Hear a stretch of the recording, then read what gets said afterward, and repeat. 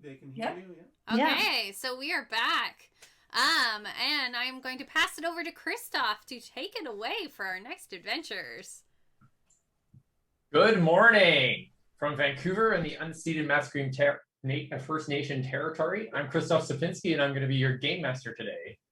Today, I'm fighting cancer to honor my wife's Omi, who passed away this last year from lung cancer, and her father, who currently has leukemia. And now let's meet our players and find out who they're playing and what they're fighting for today. Let's start with Jane. Hi there. My name's Jane. I'm really excited to play this today. I'm brand new to sort of role playing in the D&D universe, and I really want to get better. And when my friend Christoph, who's in the session last night, told me about this event, I thought this seems so ideal, like fighting for such a great cause and also being allowed to role play and practice getting better at role playing at the same time. I have a number of friends who have suffered from cancer as well. So it makes me feel great that I can work with this group of people to, help really contribute to this cause of fighting cancer. So I really appreciate the opportunity, and I can't wait to do some really cool RP. Kimberly? Good morning, everyone. So I'm the owner and operator of Dungeon Key Tabletop Gaming Accessories. I actually met Blair and Andrea through that. I'm very excited to play this weekend with these amazing people. And just excited to help any way I can, especially nowadays. It's kind of hard to find ways in which you really feel like you're going to help, and this weekend is that for me. Derek? You're muted, Derek.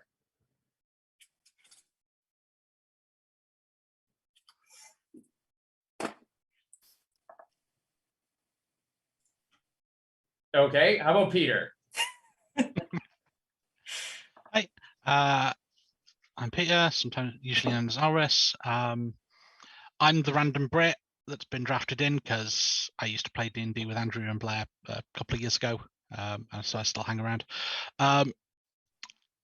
This is very important to me. My granddad died of cancer many years ago, and both my grandmother and my father both currently are very, very ill with cancer. In fact, if I have to disappear mid-session, that's what's happened. My father right now is, end of life care. It's pretty unpleasant, but we do what we can. Ian? Hi, I'm Ian. I'm from the Not Presently Deceased podcast, and actually that's where I got invited to come and join this from. I'm happy to be here, happy to help raise some money for cancer research. I know a couple people. Actually, my grandmother was diagnosed with breast cancer when she was younger. So happy to be here and happy to help. Okay, let's try Derek again. All right, yeah, Zoom permissions, it's fun stuff. So I'm Derek, and we're talking about our players too, right? We'll talk about that during the game.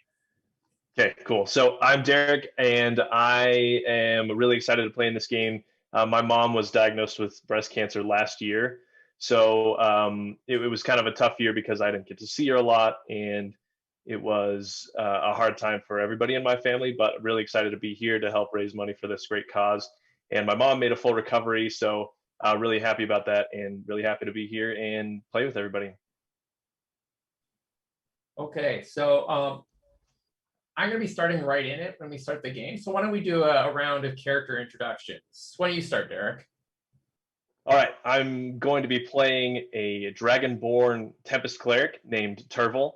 I'm from the land south, the line that must not be crossed. But we've recently deposed our tyrant king, so everything is kind of turning around down here, hopefully. But yeah, I'm up in the town trying to help out where I can. Yeah, and I believe you're also living and working with the Alris Zeppelin too, right? So. Yeah, that's correct. As a cleric, I'm helping rebuild the library. I've been part of that effort for a while now. Okay, Ian. My character is Gil. I'm a Water Genasi wizard of the Order of the Scribe. And he's actually a scribe at the Elkar's Serapeum. And that's why he's with the party. Okay, Peter. Hello. Yeah, I'm going to be playing Elessa, who is a rather mysterious monk who not many people have ever actually seen their face because they go around all hooded and cloaked. Excellent. Kimberly. So I'm going to be playing Clara, a female Wood Elf Ranger. Just a little excerpt here from my backstory I have. I come from a clan that were born and bred to eradicate our woods from the undead that scatter the darker parts of the forest. That's a little snippet of my backstory. Awesome. And Jane. Thanks. I will be playing Crud, a half-orc barbarian. He's not very good with people, but he loves animals. And, you know, when he was growing up, rather than become a hunter, which was one of the routes you could take, he decided to learn how to defend his village because the thought of killing animals was abhorrent to him. One day when he was off in the forest, he met Clara and has been sort of tagging along with her on her adventures ever since, trying to help people here and there. Okay, so we should probably get right to it then, eh? Okay, so Turfle Nightbreaker, you were startled awake with fire alarms at the Alris Zeppelin last night and were rushed to find High Priest Titus himself on the balcony. He was with a scribe who he shoved to you with a letter and sent you off to Andrea's Adventurer Guild. With the fire in the distance behind you, you rushed off to the guild for aid, and each of you were awoken from your chosen 4 a.m. activities. It's very early in the morning, out into a stormy pre-dawn. With the smoky ruins of the book repository in front of you, you are rushing down the streets when you see an Alris Zeppelin guard. I think Turkle and Gil, you both recognize this guard. You've seen him before. His name is Bronsky, and he's waving you forward. What would you like to do? Bronsky, pleasure to see you, of course, but we've got some urgent business, obviously. So what can you tell us about what happened here? Bronsky kind of looks around and is like, well, the High Priest Titus, he's around over there. He points around the corner. You're in like kind of a street. They're very close, kind of alley kind of streets because of older cities, no like carts that tend to go down most streets except on grand boulevards. And he points down there. He's like, yeah, it's just around the corner. There's some people. There's a Smoky. I think the fire's out now, but he's really worried. You should really get over there. Right away. Come on, Gil, let's go. Yes. So you all head around does everyone come along, or does anybody have any other ideas? So everyone's with us, not just Gil. Yes, And so there's you some- have the adventurers all with you. You've all rushed out into the pre-dawn. It's intermittently raining, and you can hear the rumble of thunder in the background as the early morning dawn is being delayed by heavy cloud and an incoming storm. So as you walk around the corner, you see a group of people kind of milling about on the street, kind of leaving buildings. And on the far side, you see Titus, and he's talking to someone in kind of cloak. And the cloaked figure kind of looks towards you and then grabs Titus. I need you to all roll initiative, please. Okay. Initiative. And I'm gonna bring you over to a table. We can place our characters. I put you up a little bit further. Well, that was terrible for me, I gotta say. +4 too. Sorry, Yeah, that's an 8. Total of 20. Don't forget you have to click your characters before you roll initiative. Click on my character. Good reminder. Crud did it fine. Crud did it fine. I just have to manually enter people now. So I remember how. You don't use the I forgot. very much. Oh. Blair, can you help unmute Crud for us?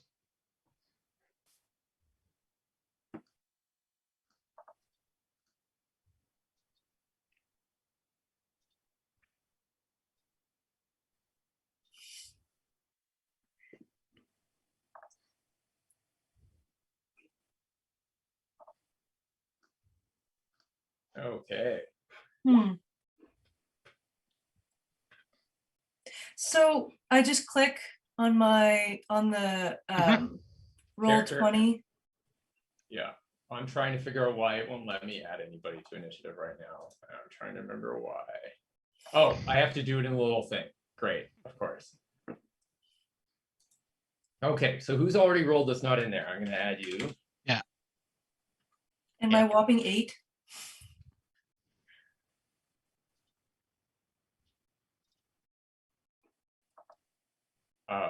How do I add somebody that's already there?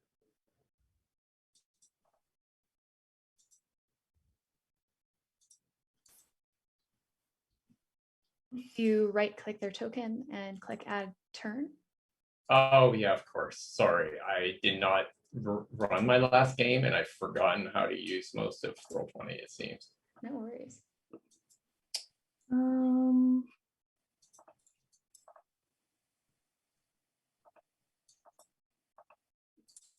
Okay, add turn.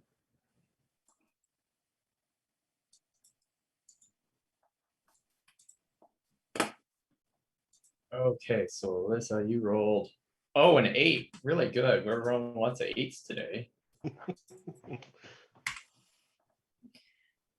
Yeah, 8 was mine.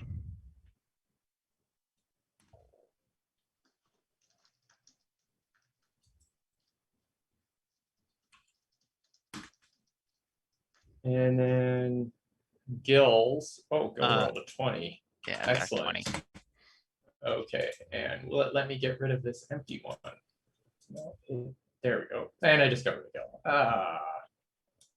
It's a little bit of a delay in Roll20 today.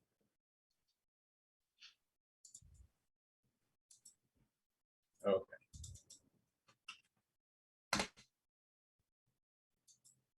Okay, so I'll let you place yourselves further forward. You're up around where Bronski is, just down the hallway. So I don't know who would be first. So if each of you want to move your character up that direction, that would be great. And we can also test out whether or not, we can move our characters like we should be able to. Can you click on which one is the High Priest so we know? Yes. So the High Priest, you can see, as you all recognize him, I'm sure, is right over there. Whoa, my Roll20 is super slow today. Excellent. That's gonna be fun. He's the elf down right below the guy with crazy looking hair right over here. So behind him, you see that the crowd, there seems to be 2 ghoulish looking individuals. So once everybody's moved forward where they think they should be, Clara is the only one who has not moved forward yet. My Roll20 is doing something funny, so I'm trying to figure it out right now. Is it just being a jerk? I can move you to the back because you're an archer. You might want to be at the back. Yes. Does that make please. sense? Okay, cool. Excellent. So I think the first thing you all are going to see before I will give Gil his turn is as you look upon this, and the wild hair, as you see now, as this hood flips back, individual grabs hold of Titus and starts to drag him backwards. Is you start to see.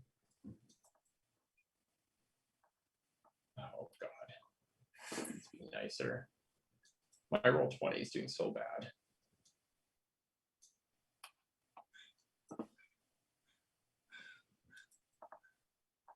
Oh, there we go.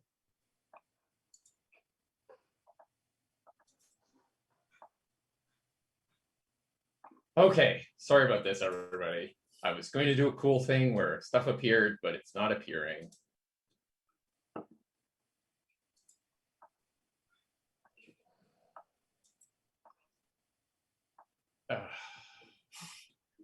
Okay, where is it?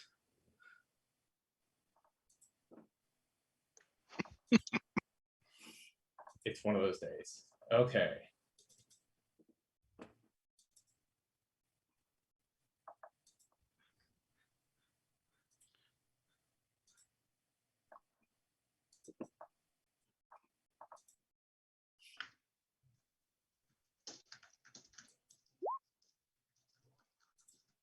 Okay, cool. So, you see all the buildings around you all of a sudden explode into fire. I have a really cool fire effect that's not letting me do, but a bunch of fire comes up and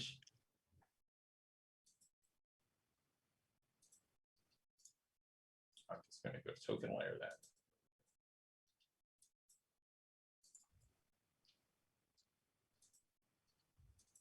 Guys, it's getting very toasty in here. This isn't looking good.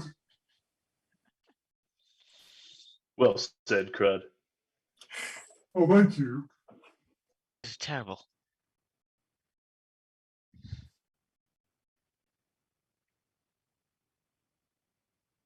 As my father always says, don't cry over spilt blood.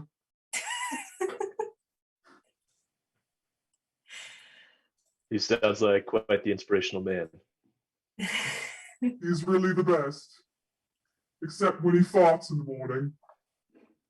Okay. So as you come around the corner, the first thing you see, now that I fixed I roll 20, sorry about that, everybody. It's moving super slow, so it's like I'm double clicking everything. So as you come around the corner, you see these two ghouls rush over, grab Titus, and start dragging him back. Or dragging him down this manhole. There's a manhole right here. So start dragging him down there. Boy, I don't think he wants to go with you. Now, do we see if they're actually like ghouls or do they just look ghoulish? These definitely look like ghouls. They are rotted and beat up. One is missing like an arm, and they just kind of grab him and like struggle with him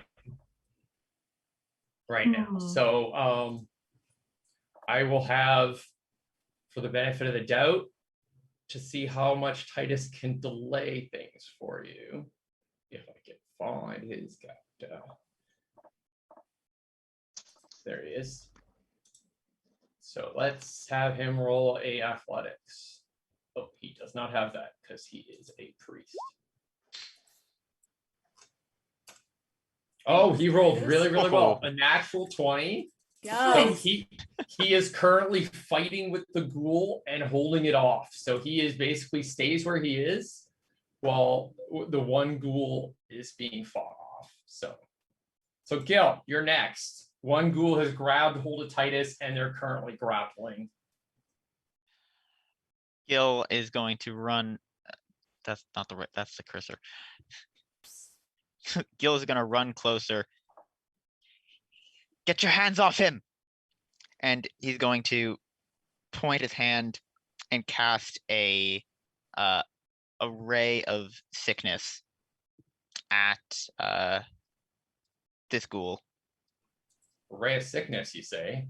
Ray of sickness, but with the power under the power of his awakened spellbook, it's going to deal fire damage. That might be a good idea, because I don't think necrotic damage does a lot. Yeah. Well, it might. Necrotic's fine.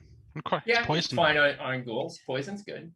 Yeah. Poison's not a good idea. That's what you don't want to do. Yeah, so I'm gonna make that attack roll. 23 to hit. Holy crap. You guys are just coming out swinging, are you?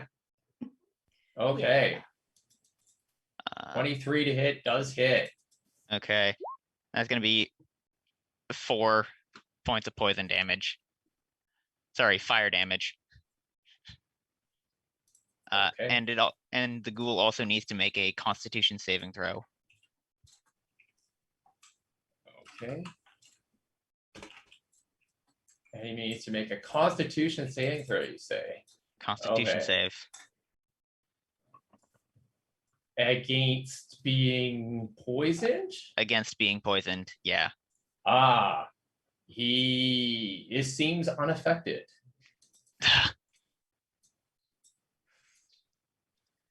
Oh. Got some damage out. There you go. Okay, so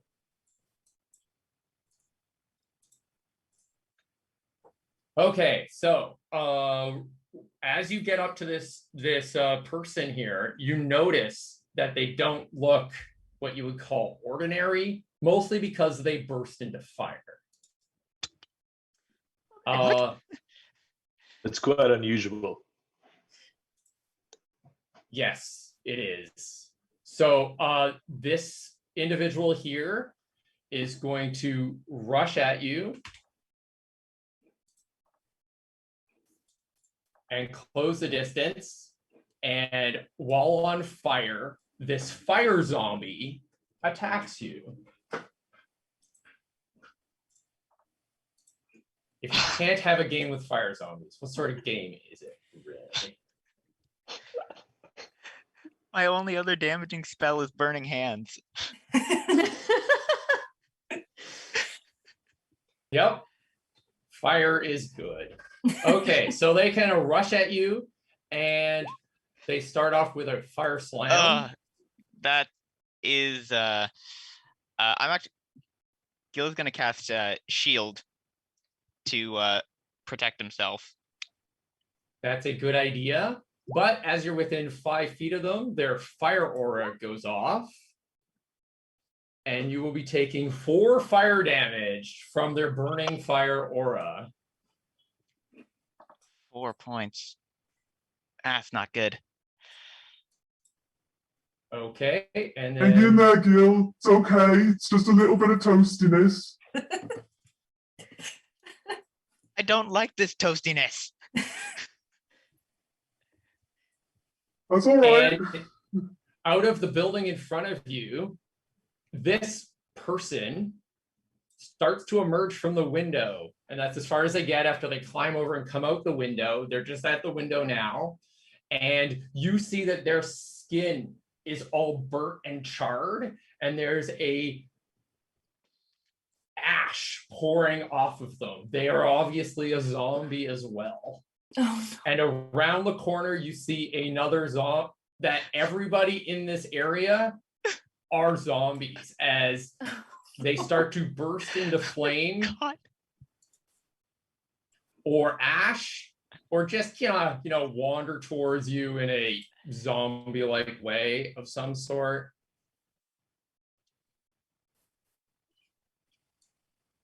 Oh, I'm glad I had the great idea of running right to the front of the party. That is where every wizard belongs, at the front of the party, Yeah. where they can, do hand-to-hand combat with zombies, as they should.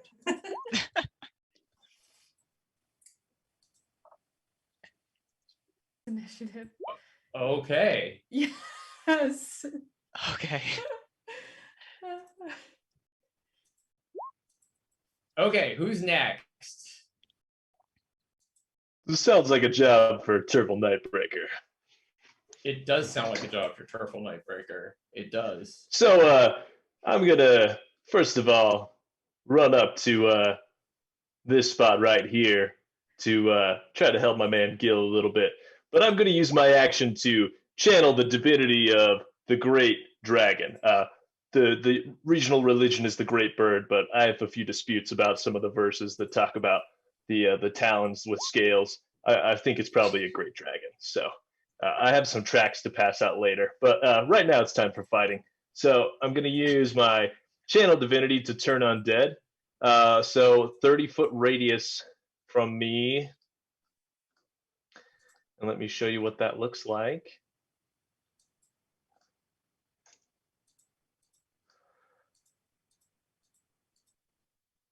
Everyone has to make every undead has to make a wisdom saving throw, DC 15. Okay, let's start with the front here. And this fire zombie that is fighting Gil. He needs a wisdom saving throw. He's wise. Right. He's a very wise zombie. You can tell because he's wearing glasses.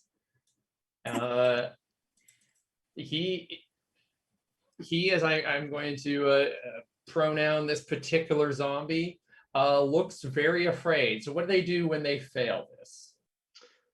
Yes, they are turned for 1 minute or until they take any damage. A turned creature must spend its turn trying to move as far away from you as it can and can't willingly move into a space within 30 feet of you. It also can't take reactions.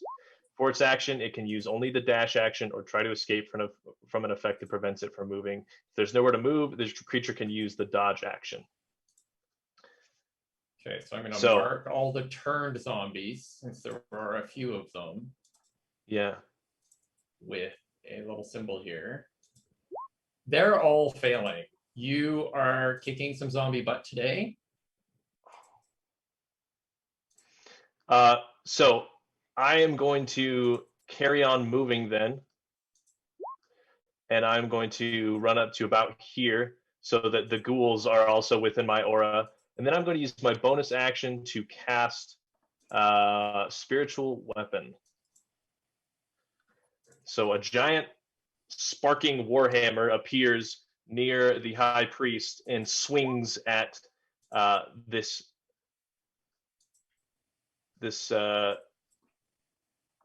thing right here. Oh, what did I need to do to get past the turn? What level? What was the DC? 15, sorry.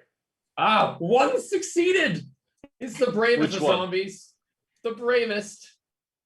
The one that looks like a lovely young woman to the south. Okay, in the window? Down there. Oh, down there. We'll worry about her later. What is your range now of turning? Without a range? It's 30 feet. 30 feet. Or 30 feet. Okay.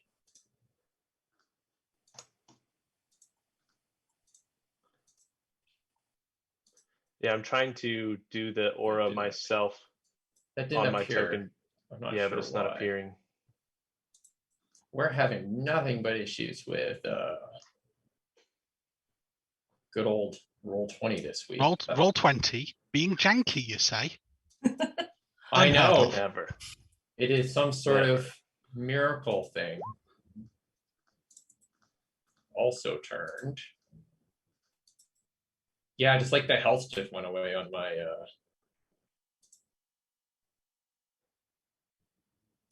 on one of my ghouls too.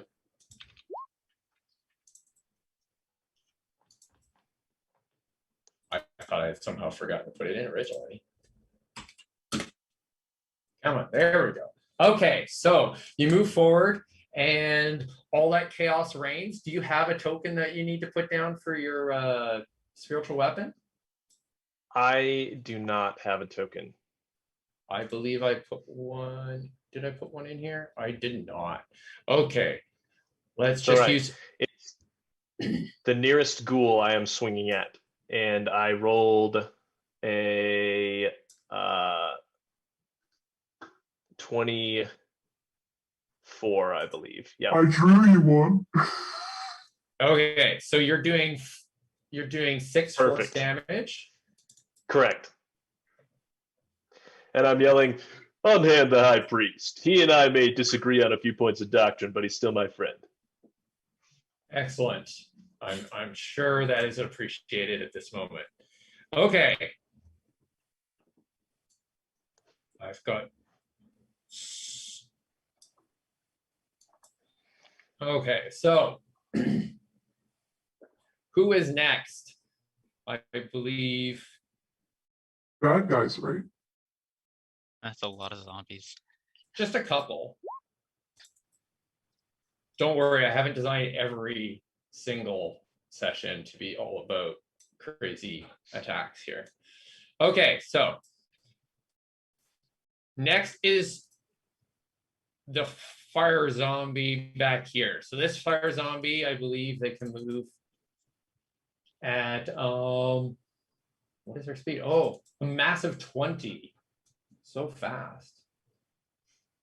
So it's going to rush forward towards you, and it has to roll its wisdom saving throw as it rushes forward. And it fails. So as it gets close to you, it turns back around and heads right back into the fire. Excellent. Okay. Next is this zombie, who I believe already failed. So it's going to rush away from you this direction.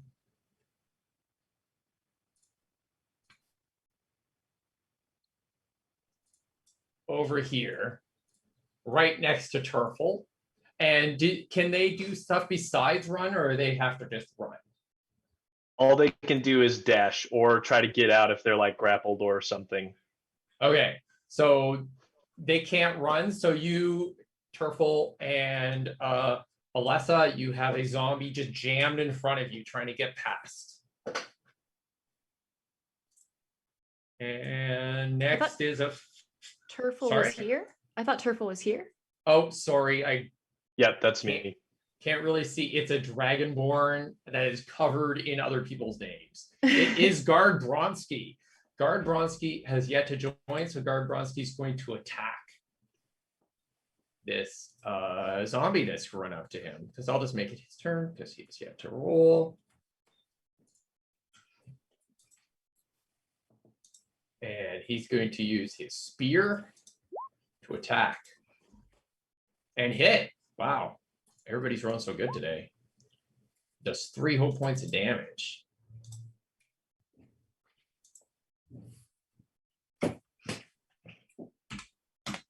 And I believe this was a regular zombie. Yes. So it just takes the hit and moves on. Okay, next is the And those that take damage are no longer turned, just so you're aware. Ah, yes. Well, so the ghoul I smacked and then the one that Bronsky just hit will be able to take their normal turns when they're up again. I don't play Clark's Alpha, so I forget such things. And I don't think Guard Bronsky's ever really dealt with this sort of thing. So let's add to turn order. Okay, excellent. And what turn order are we at? 11. Okay, so we're about to have a bunch of 8s come up.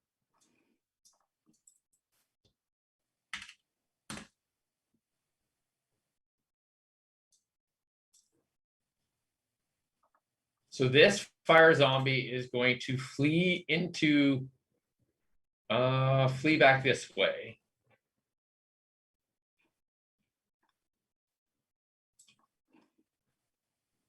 And try to climb into this house, setting it ablaze.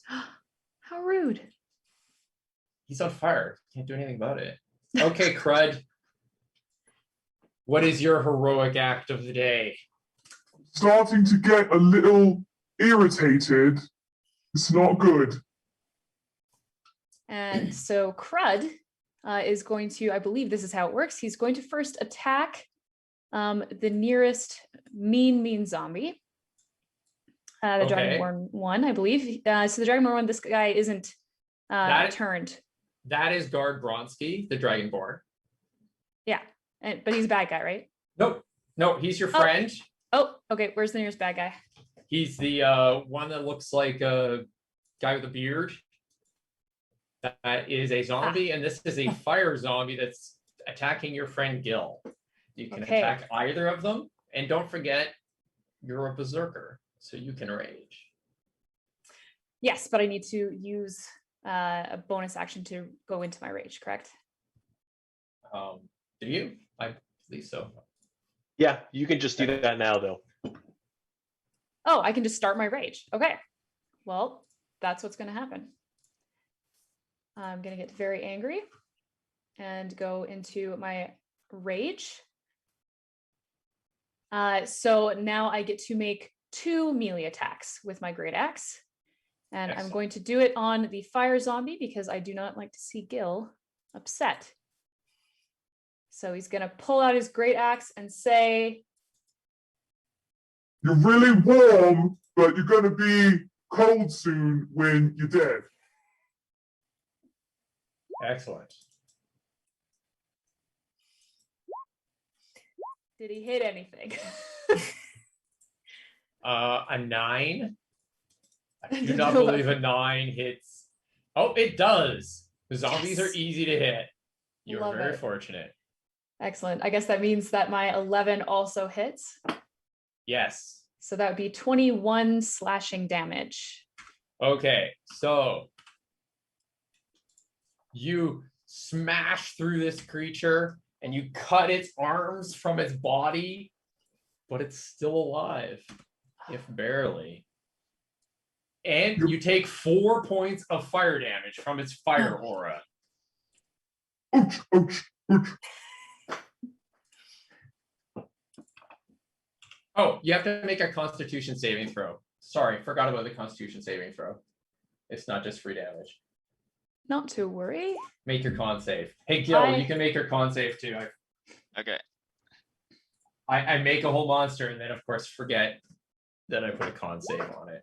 Yeah, you failed anyway. I knew you would. You're a wizard. I got a +2 Constitution. I got decent con. Yeah, you need to concentrate, right? Yeah. Excellent. Okay, credit. What do I get for succeeding my Constitution save? Not 4 damage. Oh, so I get to take that back? Yes, please. Excellent. Okay. It is Alessa's turn. The mysterious hooded figure. What do you do? Okay. Is Titus looking injured at all yet? Who? Titus. Titus is not yet looking particularly injured.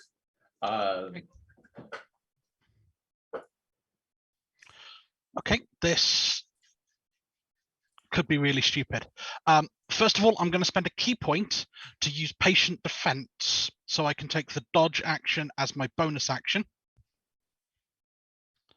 Okay. 1, 2, 3, 4, 5, 6. You can move into the space with the spiritual weapon if you wish. So yeah, I was hoping to see if I could get behind him, but I don't think I can. I like to think you ran up on the wall around me while you're coming through. I'm picturing so many backflips 2, 3, 4, that 5, we're 6. pretty sure you haven't been vertical yet. I just realized I'm there, so yeah, I can. I go here. 1, 2, 3, 4, 5, 6, 7, 8. Remember, you can just use Q to get the little line to tell you the distance. Yeah, I can never remember. I always forget that. If there are any attacks of opportunity as I bounce through all of that, which I think there's at least one, they're at disadvantage. They're at disadvantage because of the dodge action.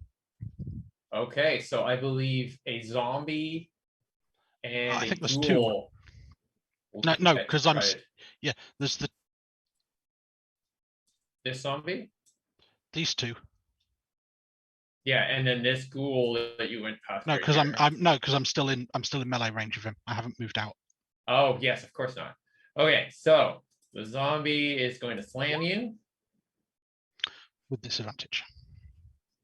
with disadvantage. And miss. And this fire zombie, I can't click on the things, is going to fire slam you with disadvantage, which I'm not setting up. And I don't think a 13 will hit. 13 does not hit. The 20 would have. And I'm going to need 2 Constitution saving throws from you, please. Sure. You passed through the flame aura, and you would have had to pass through the fire that this building is currently on. So 21. Okay.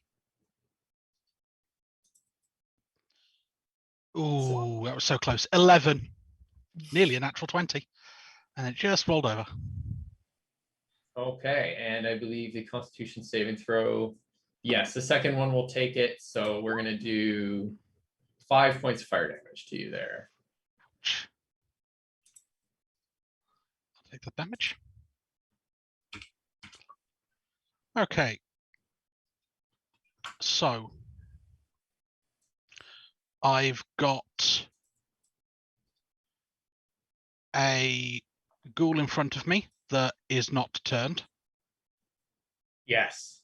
So having just landed behind it, it's going to take a two-handed swipe to the back with a quarterstaff. Excellent. So that'll be the first attack. Don't want you to use an entire staff. That's two-handed swing, so that's a versatile weapon. Okay. I didn't see. Okay. 15 to hit for 6 damage. And I believe the ghouls probably will get hit at 12. So yes, I'm telling you now because you're an experienced fighter, you know. Okay. And you're taking, you do 6 points of damage. Good job. You punch a ghoul right in the claw. So yeah, the quarterstaff comes in, swing. As it hits, you'll see she'll spin around and a hand will emerge from the cloak, and it is blackened and seemingly stained, and it reaches out for an unarmed strike. Okay. And that will be...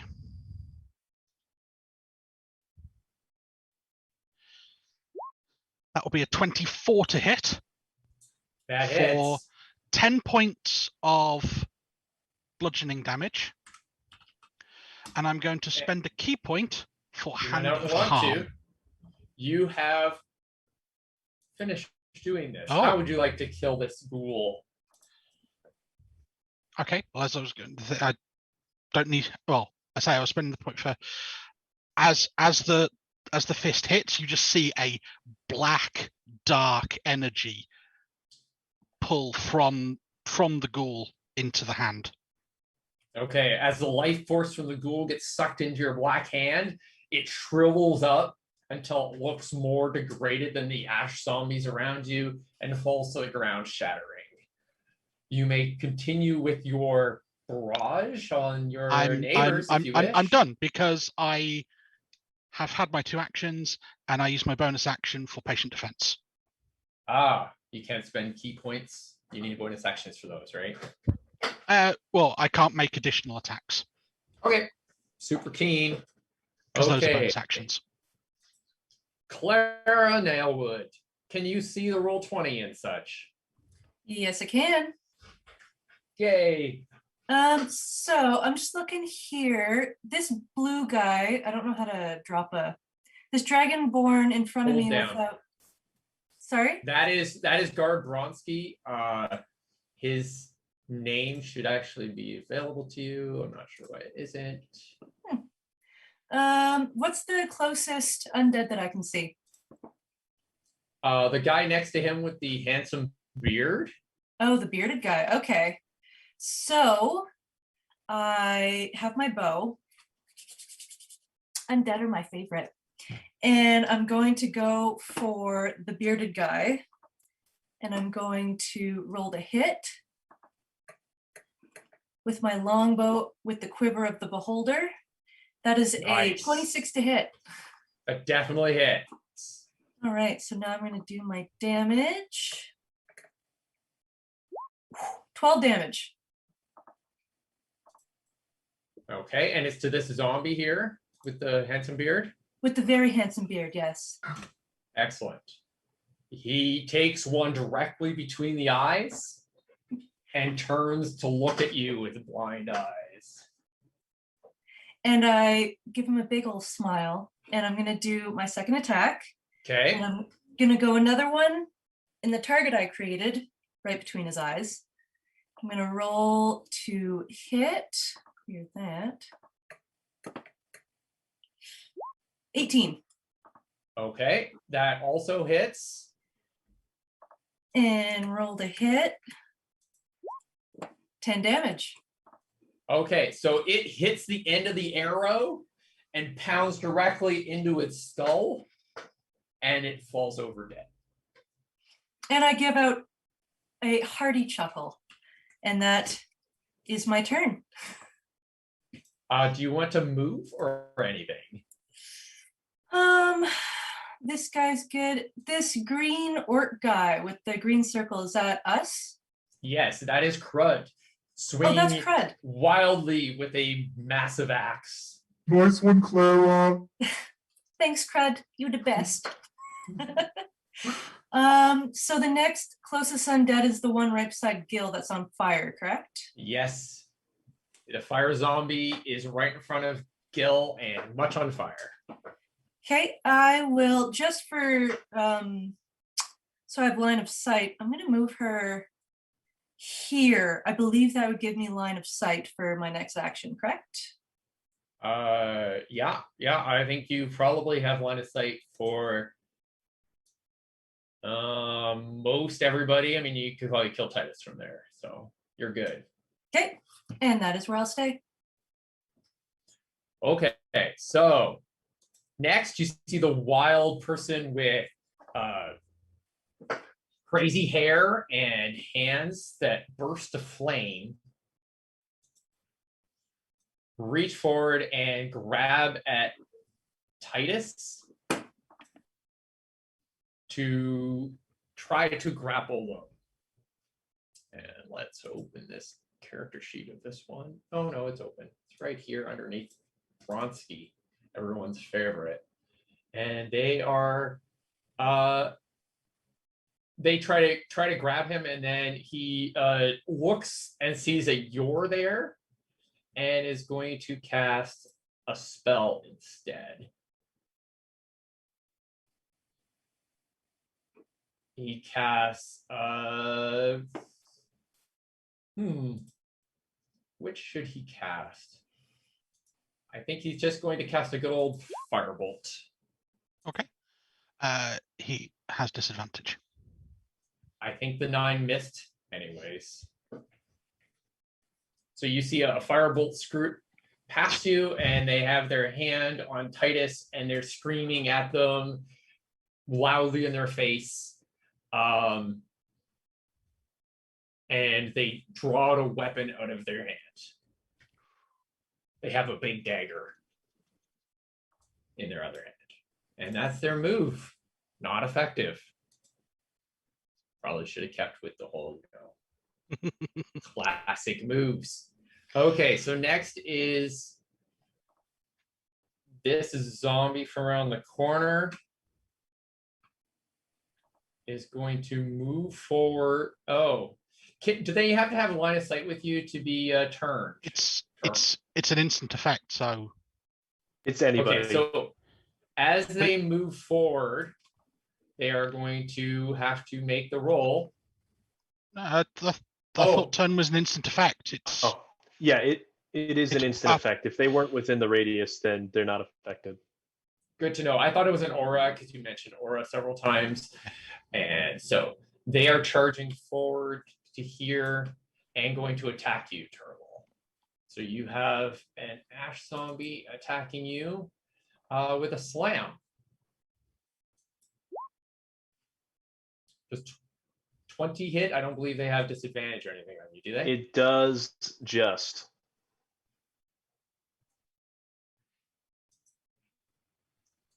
Okay.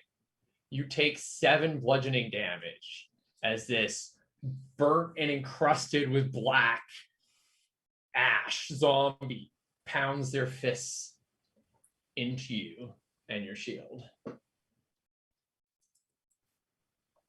Okay. Next, another zombie from around the corner is also going to join the fray.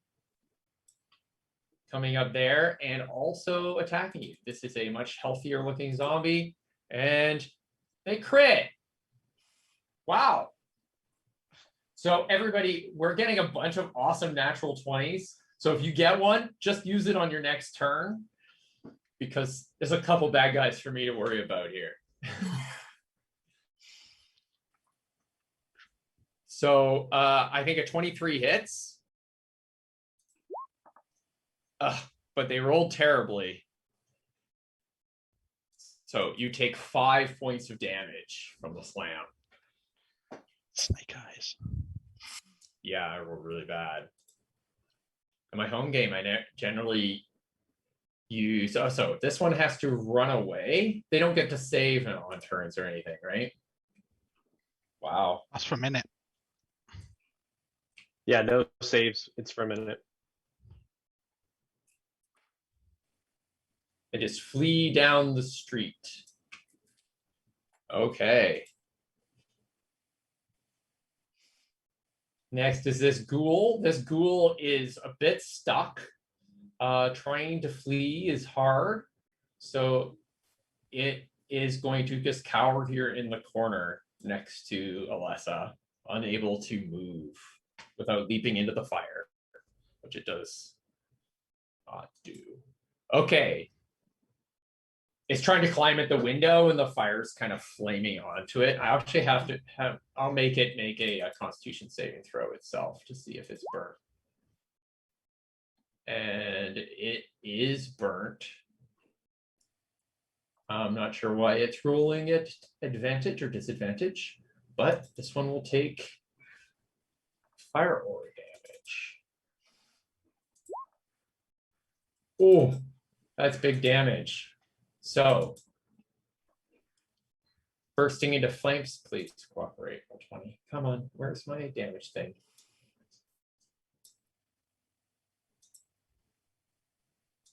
It takes 10 points of damage and is no longer turned.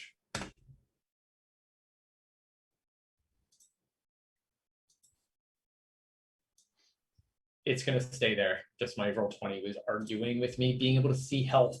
Okay, cool. Gil, you have a natural 20, I believe, and you are first. What would you like to do?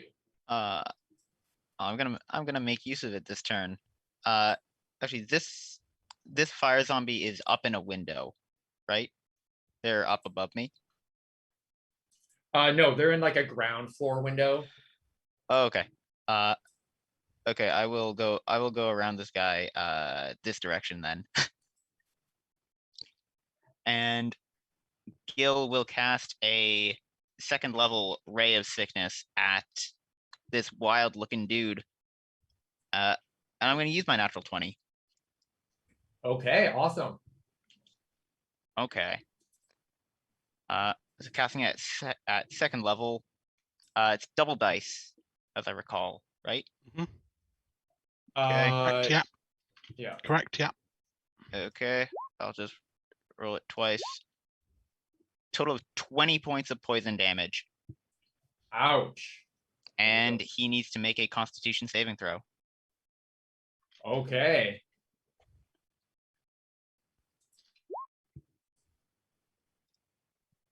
Seven. I'll switch them back to normal. Sorry. Okay, the DC was 15, so he failed, so he's going to be poisoned until the end of my next turn. Okay, lovely. I'm sure they will enjoy being poisoned. Night out in the town. What does poison do again? It's disadvantage on Attack rolls and saving throws. Excellent. Yeah.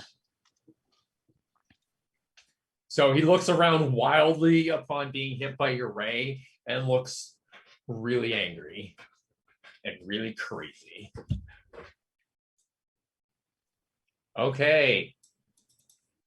We got next is a fire zombie, which is standing right behind you. Yeah, I should have moved away from him, shouldn't I have? Probably. He continues to attack, as fire zombies are wont to do, and slams you for 16. Yeah, that's going to hit. Okay. Doing 2 points of bludgeoning, 5 points of fire.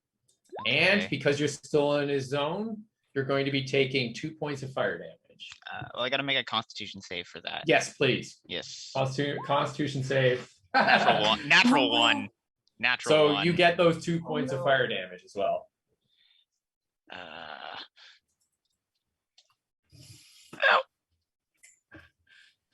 Frontline wizards are fun.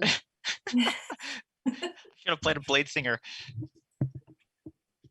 Or an abjurer, maybe, would have been fine. Yeah. Okay, so this ash zombie continues to flee into the house.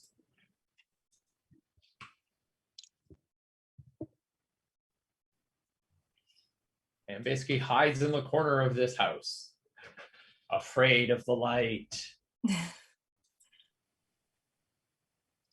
And then we have a zombie down here, which is going to rush forward.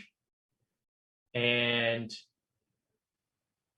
it looks like it's about to attack Titus, and then does not. It just stands there. And Turful Nightbreaker. You can bring the night and break the night. That's cool with me. What would you like to do? It's your turn. I've been known to do both. All right. So I will use my spiritual weapon to attack the crazy wild-haired person that Gil has just cast Ray of Sickness on.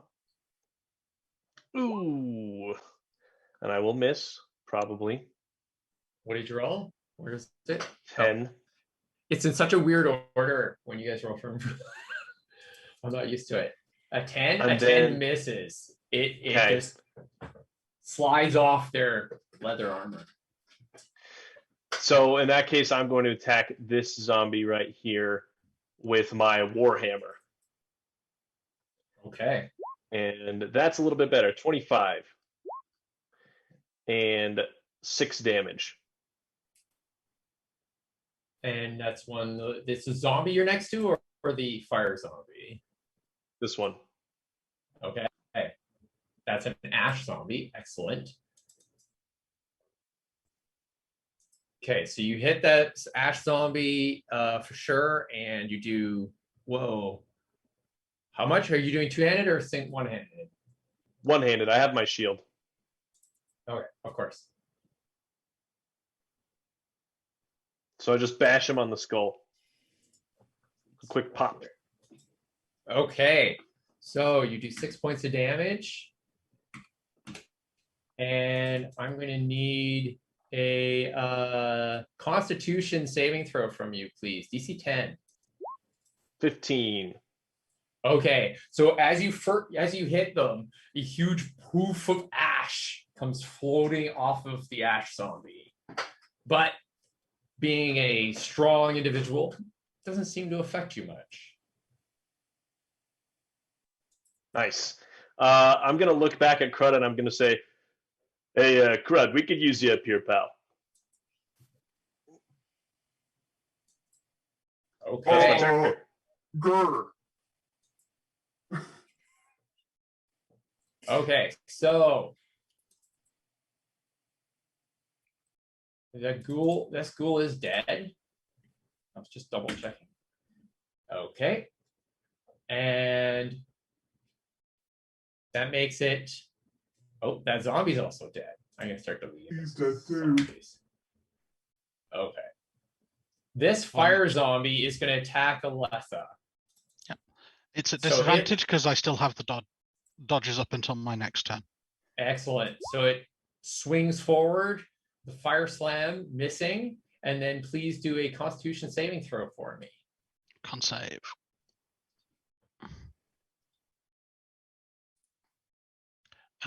18. You succeed and withstand the fire.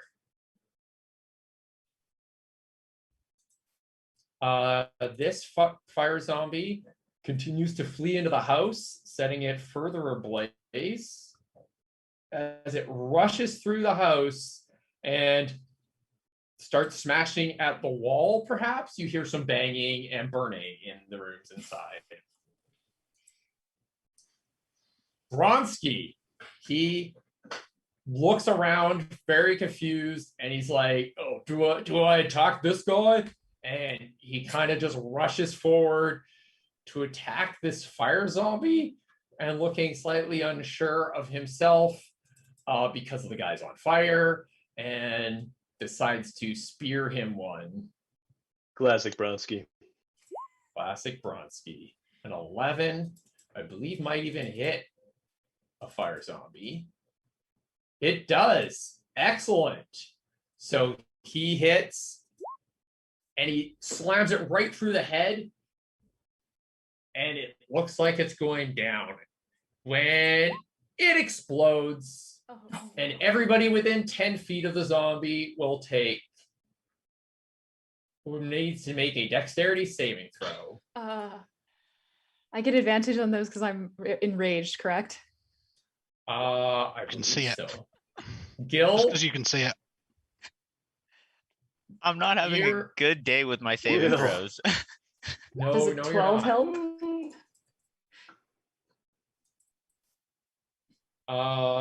Yes. So the saving throw is against a 14. Oh.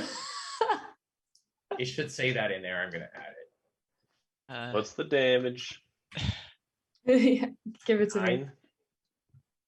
me. 9, I say to that. It is 9 damage, yes. Hot. This is But- fun. This zombie is dead, so That's, that's the nice. upside there. Let's just delete him. There we go. Maybe my game will run faster when I don't have 40 billion zombies on the screen at all times. Okay. So Bronski, we didn't roll for him yet. What's his dexterity saving throw? Oh, a fail. Poor Bronski. So he looks very, very hurt as he just gets burnt in the face from the zombie he hit. And that confusion he had about attacking the zombie increases as he's like, what the hell was that?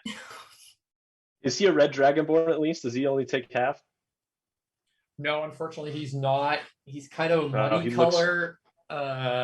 You suspect he's probably like a copper, but he's not particularly close to his progenitor. So it's kind of muddied into a bronzy kind of mud brown kind of color. Bronski. I get it. Yep. Bronski. It's a popular guy, and he's at 2 out of 11 hit points now. So, okay, Crud, what are you gonna do? Okay. Come out of fear, pal. In his rage, he spins his giant great axe around his head, bellowing, and says, Don't worry, Turfel, I'll make them eat my roast. and then he comes up beside Turfel. I don't believe, can he pass and go on the other side of this guy, or? I would want you to make a athletics or acrobatics save to get around past them if you want to move forward past that, because you kind of have to smash your way through part of the house and past the zombie, or like flip over top of them or something. It's a little tight there, but you could totally do it. I'll just attack him because It's not an action. It's just part of your move. No worries. I can just hit this guy from here. Mm-hmm. All right. Yeah. So we will One go attack at a time, just in case you murder him, because you're. Indeed, this is the hope.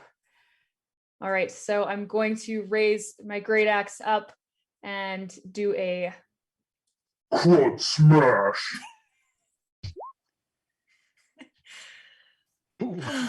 All right. 11 slashing, I assume hits. It does. You do 11 points of damage. His frame, which is svelte and like just pieces hanging off, still manages to hold on. Okay. Somehow. Then I'm going to attack him again.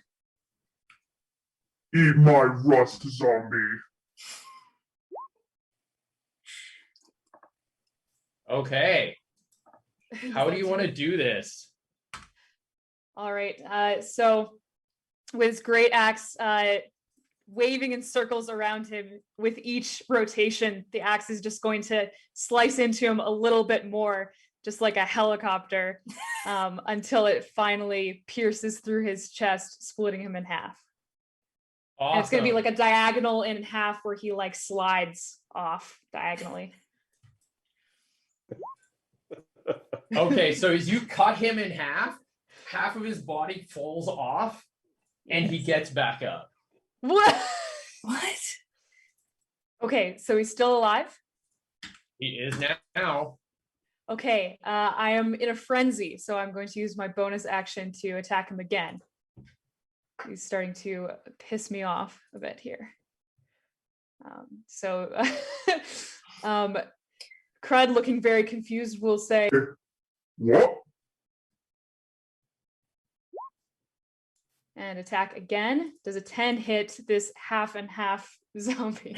It does. It Excellent. does. Excellent. I'm glad I didn't reckless attack or whatever.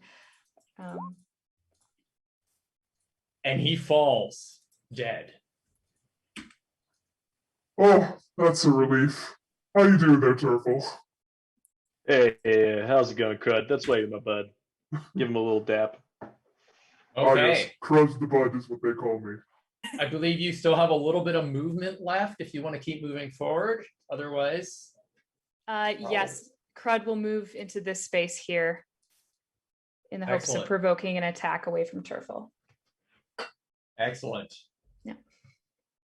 Okay, Clara. So I'm feeling like I'm a little bit too far away here, so I'm going to move a little You bit have a forward. longbow. You're pretty good. I just want to. I heard some reckless swinging, and I want to admire Crud's beautiful handiwork. So I'm going to move up 5, 10, 15, just right there, just so I can get this blue guy right below Crud. I think you have a barbarian crush. Huh? Get it, crush? I have a huge barbarian crush. And I am. Has this blue one right below Crud been hit at all? No, but it's not turned either. Okay, so I'm gonna do my which I forgot to do last time. Where am I? I'm gonna do my Slayer's Prey on that one as a bonus action. The first time each turn that I hit this target, it makes an extra 1d6. Nice. So I'm actually going to use that d20 that somebody gave me, which is amazing. That natty 20 against that guy. Yeah. So just roll your damage directly, I guess, if you can from the sheet. I don't know. Okay. Otherwise, roll and then Right, you can right click. again. You should be able to right click the damage, and it should bring up a thing for crit or fail. I'll just roll it twice. So 9 Oh. plus 11 plus. Let me just do my d6. Now, the only problem with rolling twice is you are going to be doing your non-dice damage. Yeah, you twice. gotta remember to take out the non-dice. The Oh, plus. It only Oh, doubles my the plus. dice, only doubles the dice, not the modifier. yes. So I'm going to minus 5 from that. So 9 plus 6 plus 3. Okay. So 18 18. damage. That you said 17? Okay. Too many numbers. So you hit it again, right in the 18. forehead as usual. 18? Okay. Yeah. That one might make a difference. You hit it directly in the head, and it looks towards you as the impact hits it. It's still up? Oh man. Okay, I don't want to look weak in front of Crud because you know he just annihilated things. So I'm gonna go again with my regular attack. Awesome. 19 to hit? That hits. That hits. Okay, let's see if I can do this. 10 damage? 10 damage. Okay.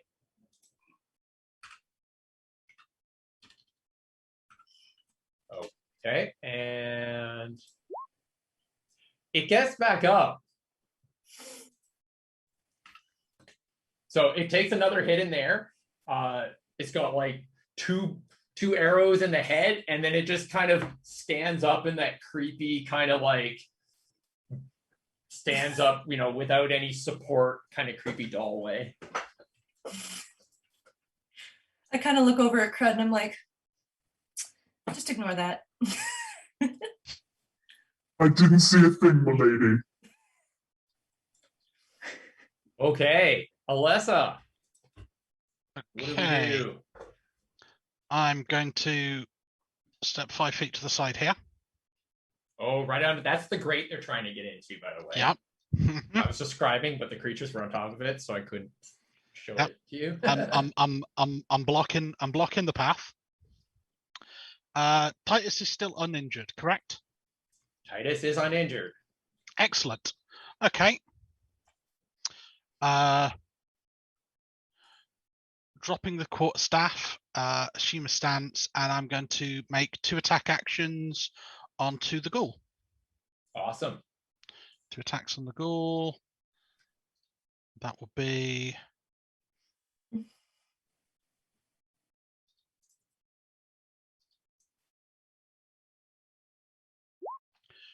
25 to hit for 11 damage. Okay. Second attack. That kills it. Oh. What Oh, does that look kills it. like? Yeah. Oh, even better. So I'm turning to the shaggy head guy, and that's the second attack.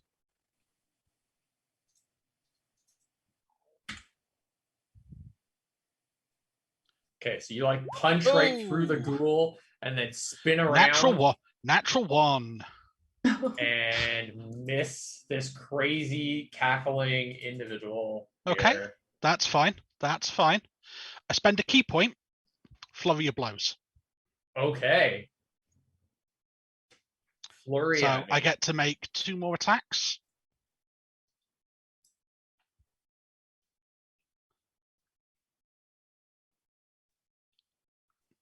Uh, 22 for 7 damage. Okay. And the second attack.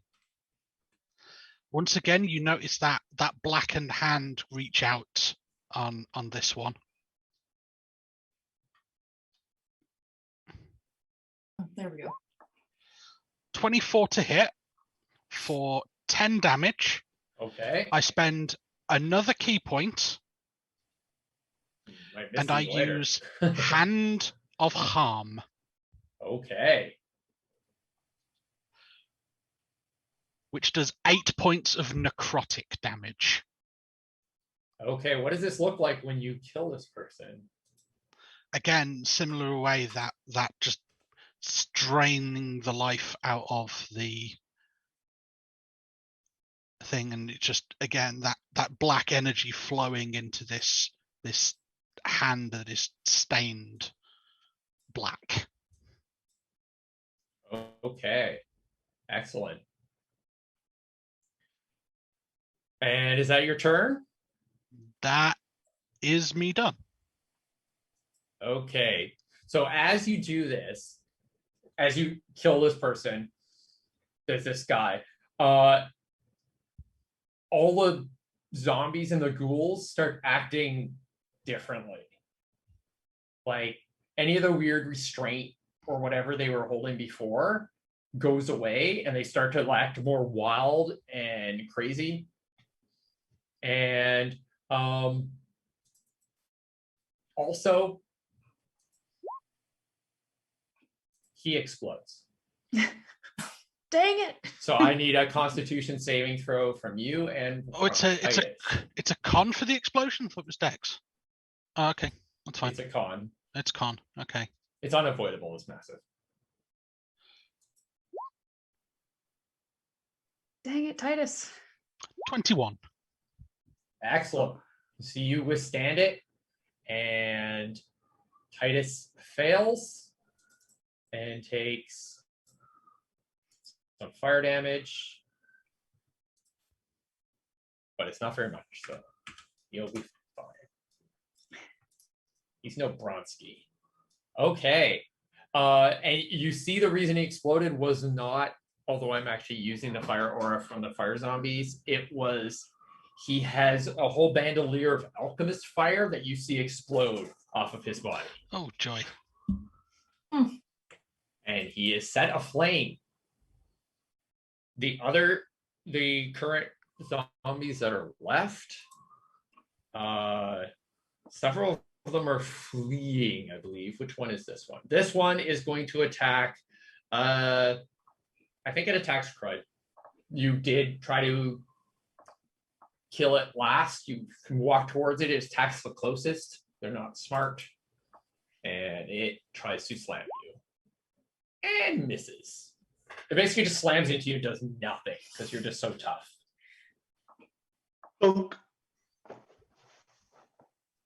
Okay. Next is mostly fleeing. So we have an issue where you have a variety of zombies fleeing into the darkness right now.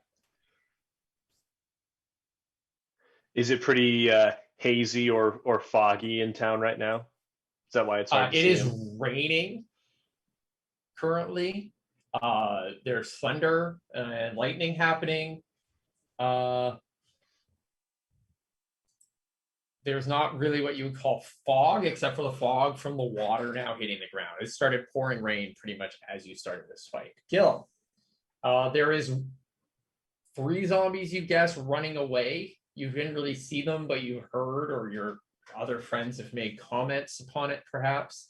And there's a fire zombie in the corner here, and a zombie directly in front of Crud, and another one next to High Priest Titus. It looks like it's moving towards him. What do you want to do? Gotta save the high priest, or at least try. I'm going to I actually have one other damaging spell, so I'm going to use Mind Sliver on this zombie here, and see if it actually does anything. So it needs to make an intelligence saving throw. But it's an expert in intelligence saving throws. It rolls 0. Okay, so it's got it takes 9 points of psychic damage, and the next saving throw that it makes before the end of my next about Mind Sliver, does it have a min intelligence requirement? Let me take a look. I know a couple of the psychic spells do, and I can't remember Mind Sliver. I just got that recently for my. It does not have a minimum intelligence requirement. Excellent. So it takes 9 points of damage? Yeah, 9 points of psychic damage, and it has to subtract 1d4 from the next saving throw it makes before the end of my next turn. Okay, I will mark that. Please help remind me. I'm not sure what symbol is good for that. I don't have a dice. I'll just put radiation. Sorry, there we go. Cool. Okay. Hey, Gil, do you want to do anything else? Gil's gonna look in through the window here. Does he see what's going on in here? You see a massive mess in the house, and across the way, down the hall, you hear the sounds of something thumping around, like it's trying to pound its way through a wall. We've got one in here. Which continues the pounding sound, and you hear a smashing of a wall, and the creature is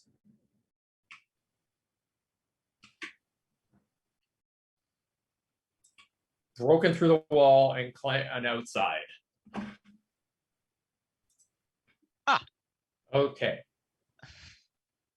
Next is this zombie, which is going to attack Titus with a slam attack. Titus slam 15. I'm not sure if Titus can take 15. That is their AC. They take 7 points of bludgeoning damage.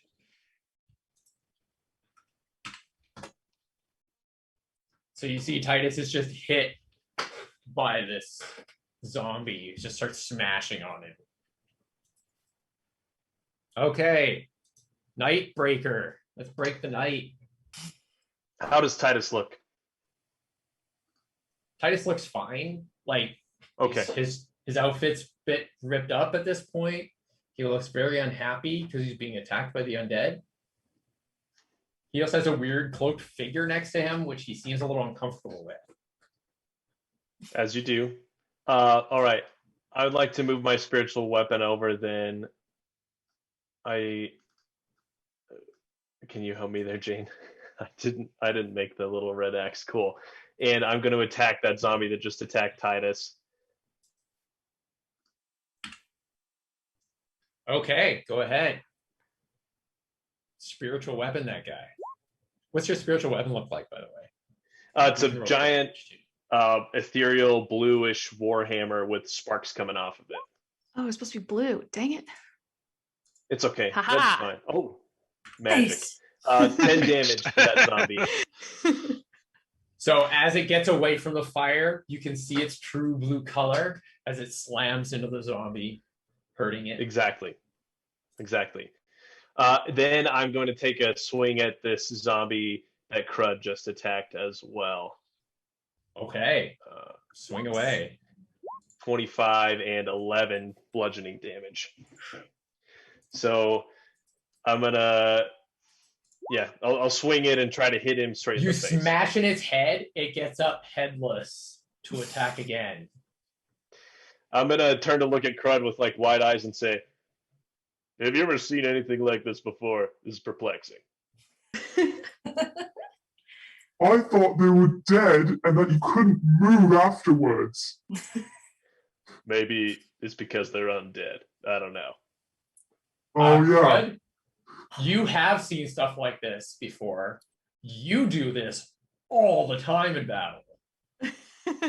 You just get up from like killing blows all the time. Like maybe this guy's like you. That's true. Maybe it's Crud's family. As disturbing as that may seem, maybe you're looking in the dark mirror. All right, so that was my turn. Okay, so this fire zombie is leaping out of the fire to attack Elessa. And are we still at disadvantage? No, we're not, right? No, you're not. No. Does an 18 fire slam hit you? Nope.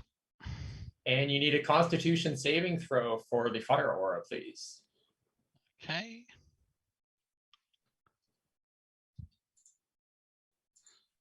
So, con save. Only a 6 this time. Okay. You take 6 fire damage as it leaps from the fire to burn you. Ouch. That's unpleasant.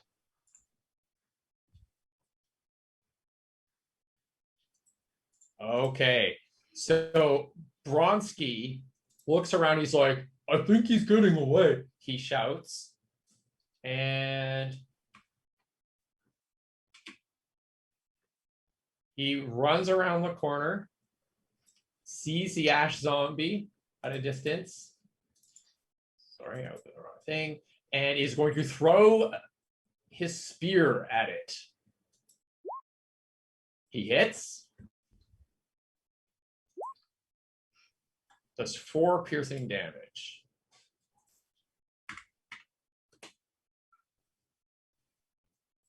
And that's his turn. He does have a set of spears upon him. He did just throw his only spear. Also, none of you can see this, but a poof of ash pours off of the zombie, and the zombie is no longer turned.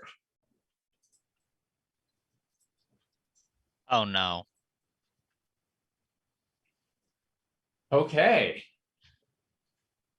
Crud. All How are right. you gonna crud today? Crud is going to crud by trying to take care of this headless zombie in front of him. Headless zombie is still alive, correct? It is still unalive, yes. Yes. So Crud is going to, with a confused and perplexed expression, raise up his axe and say, Please finish dying. right, did the 10 hit and the 12 slashing You damage? you smash its arm from his body, Yeah. which falls to the ground, and then it gets back up. Oh my gosh. Just like, do I have to aim somewhere? Bad zombies. Crud lets out a manly squeak of frustration. Ah! And I think at this point, Yeah. some reason the zombie looks like you to your eyes out of frustration and rage and berserker rage. It's It you. looks like me. Why won't Crud die? oh my gosh. Crud has to now face his demons. The scariest part of himself. All right, does that hit? You hit, and it gets back up, armless and headless. These con Rush saves. towards you. Okay. Okay, Crud's got one more attack at him. So he's gonna keep trying. He's gonna aim for the legs this time. You get 3 attacks? Holy crap. Yes, I am frenzied, and I get 2 attack actions and another bonus action attack. Wow. So he will raise his I'm great axe again with great speed. 19. So you just like cut its shoulders from his body, and he just kind of keeps charging at you. Does it say like, "'Tis but a scratch"? It would, but it has not a head to say such a thing. Oh, come on, you pansy. You're just slicing and dicing this thing. I think Like- it's going to take a critical hit. It's the to take flesh it wound. down. I love it. All right. Crud is quite frustrated. Crud does I not think you know could where use to a move. natural 1 for the GM at this point. Yeah, really. Okay, Okay, Clara, that's it. seeing Crud smash and just like slice this zombie up like a Chinese chef in a fancy restaurant, just chopping right through the bone in the body, and But with it's a great still axe. going. All right. Before I finish this, I'm going to say, you go get him, Bronski, as he's running away, as I see him run around the corner. I am going to move up.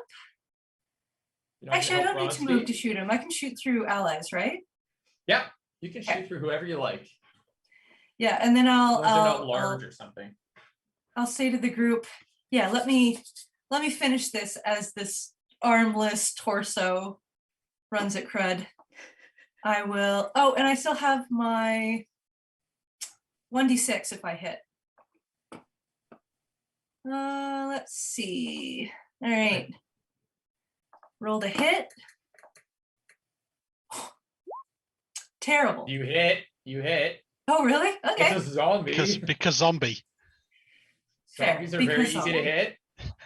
Negative dex makes for low AC. Click your damage, please. So 7 damage. Oh, and plus my d6. Sorry. Let me- Is the D6 a damage die? I believe it's a attack die, so you might want to hold on to that. Slayer's Prey is. Oh, No, it's a first- Slayer's Play. it's Awesome. the thingy effect, not a donation incentive. Yes. Okay, you need to roll really high on that. You did not. One is not high. It rolled a 15, and it's against the amount of damage you did to it that round. So it's still up. just takes another arrow in the God. stomach, and it keeps coming. So you see me kind of look over at the party like, all right, let's finish this. And then I'm going to attack again. All right. Roll to hit.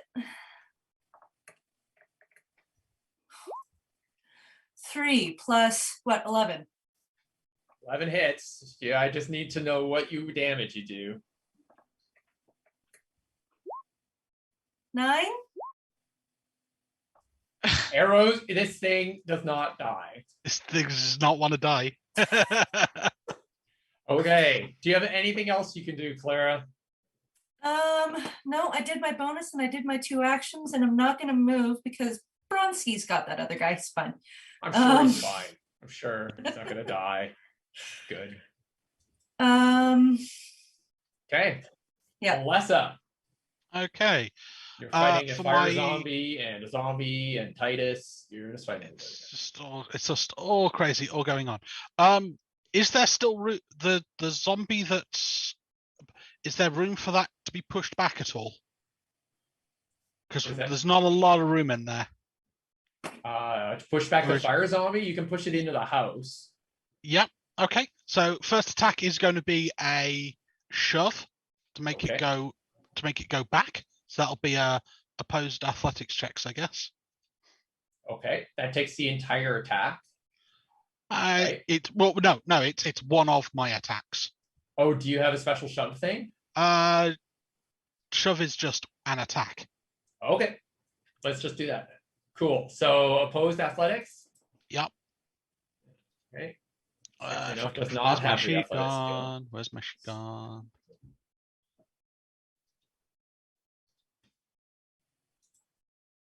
Oh, that didn't work.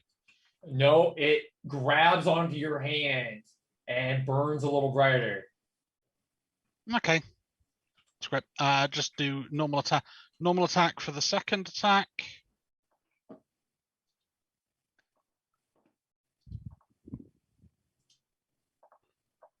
Oh. 25 to hit for 12 damage.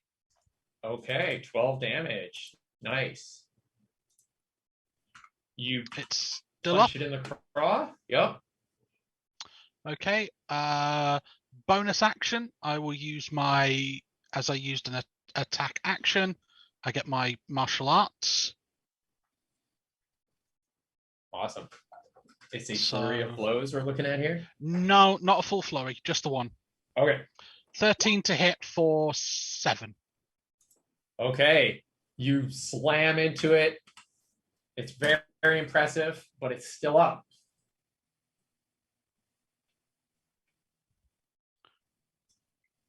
Sorry to tell you, it's still going. Boo. Okay, and it is going to where is this fire zombie? It might have got dropped off my list. So it's going to attack right now because there's nobody else around anyway. So let's just add to turn. Okay. And it attacks you back with a fire slam. Missing. And you're in its fire aura. Yep, con save. Con save, please. 14. Oh, 13. You take 6 fire damage. Ouch.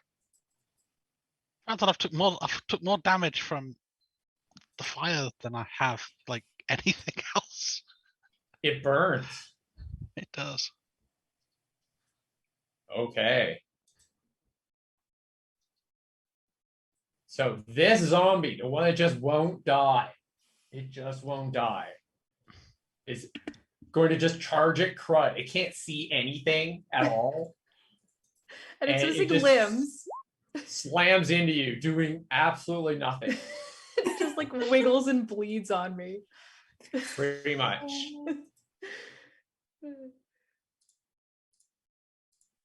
Okay, you hear zombies. Wow, this one's gonna keep running. I think it just smashes through this window down here. You hear a window smash.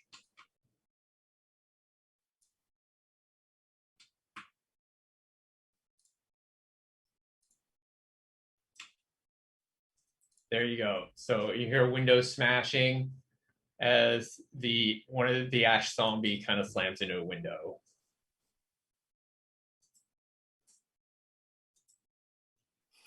Okay, it is Gil's turn. What do you want to do, Gil? I'm gonna try and take this guy out. Good job. Yep. There's more than just one zombie we're fighting today. So. Yeah. I'm gonna hit him with a mind sliver. And since this is before the end of my turn, he's got a minus 1d4 on his saving throw. Okay. I'll roll the d4 if he passes, which he does not. Ooh, 6 psychic damage, and he gets another one of those negative d4s. Okay, well that's good because we get, one of those great Constitution saves. It's a regular zombie. So con. How much damage did you do? 6? I did 6. I don't think the d4 is going to make a difference. It does not make a difference as he rolled a 13. It was a nice try. Oh, this one zombie. I put 3 whole zombies in here, and most of these 2 will just not die. Just not dying. Gil's gonna say, I'll go keep an eye on Bronsky, and moves over there. Okay, so this zombie is going to attack Titus again with a slam. No. Missing. Okay, good. This ash zombie is going to move up to Bronsky and attack. No. Braun. Hitting Bronsky. Doing 5 points of damage. Bronsky's down. Oh no, maybe Bronsky don't got it. Bronsky don't got it. Braun. Bronsky shall be avenged. He's just down. He's not dead. He will be He avenged. is lying on the ground being chewed on by an ash zombie at this point. No. Okay. Ash. Turfle. Nightbreaker. What are you doing? Probably the same thing. So I'll take a swing with that spiritual weapon at the now twice mind slivered zombie. Oh, it just did the damage. Sorry. Okay, 20 to hit, dirty 20, and 7 force damage. Okay, so he has to roll his undead fortitude. Minus a d3. He is dead. Finally. And then It's this one you killed, right? Too, the one down next to Titus? yes, correct. And then I'm Because going the other to one's unkillable. Right? We're fighting down I'm the rest. I'm swinging at the unkillable one now. Okay. Okay, dirty 20 and 6 bludgeoning damage.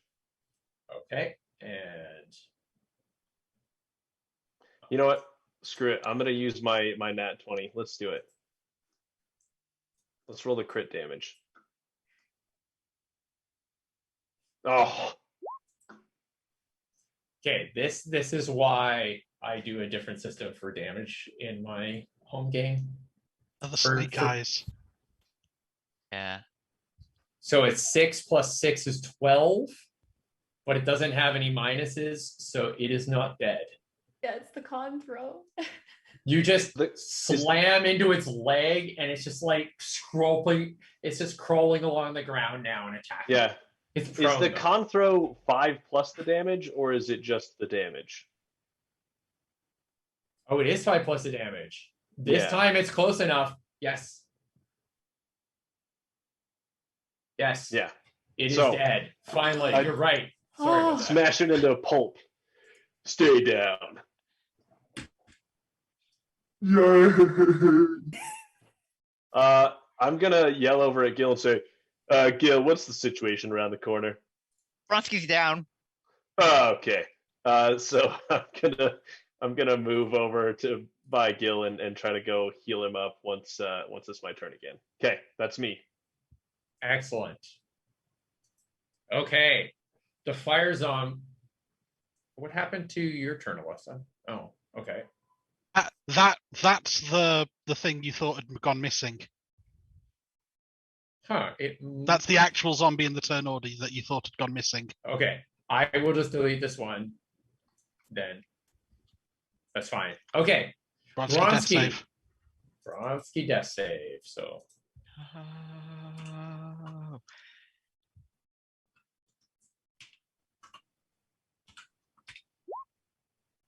Fail. Oh no! Everyone's hero, Bronski, is on his way to death's door.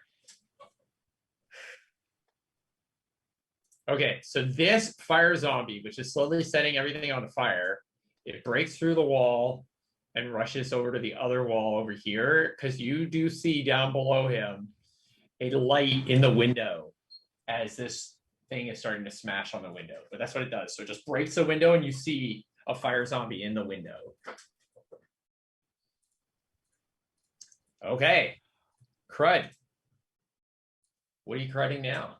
I'm on it. I'm a little incredulous about that Zombo. He's gonna go over to this zombie who still needs to be taken care of, correct?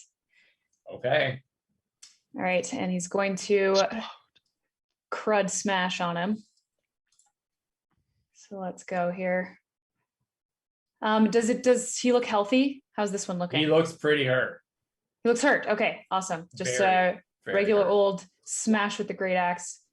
Ho! I don't actually know if you can miss most zombies. Natural one. But I had not one.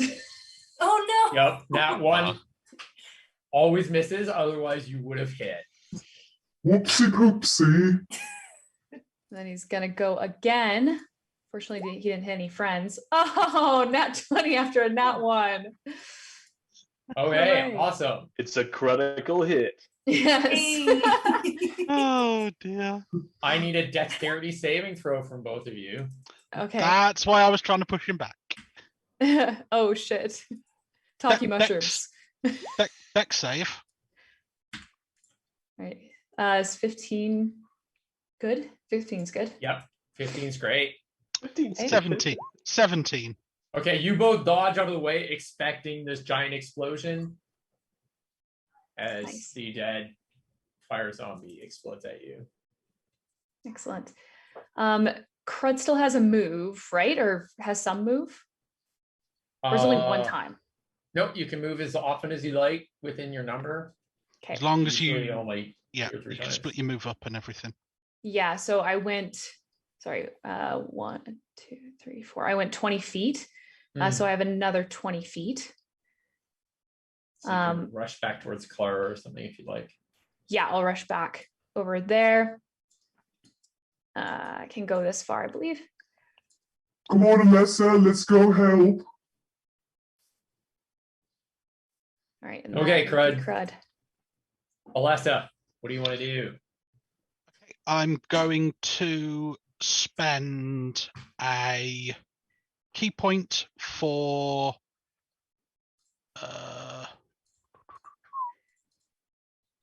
what's it called? Step of the wind. Step of the wind. So Excellent. I'm going to dash as a bonus action. And come on, roll 20. That is 13 squares, and I can move 14.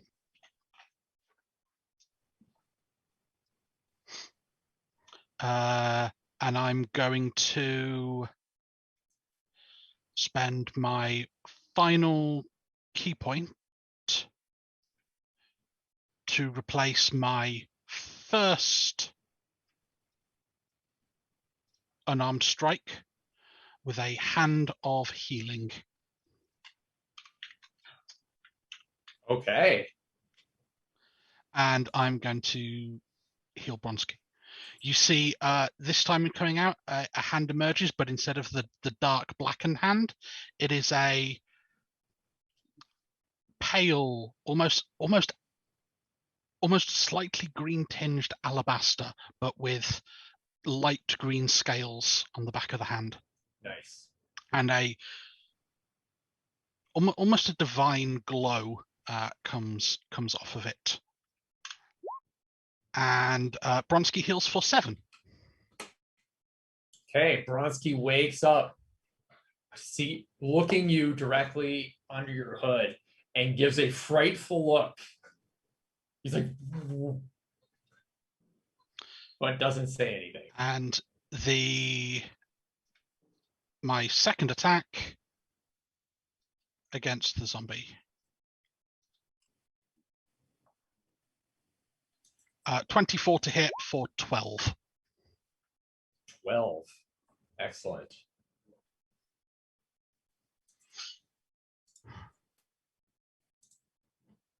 It is still up.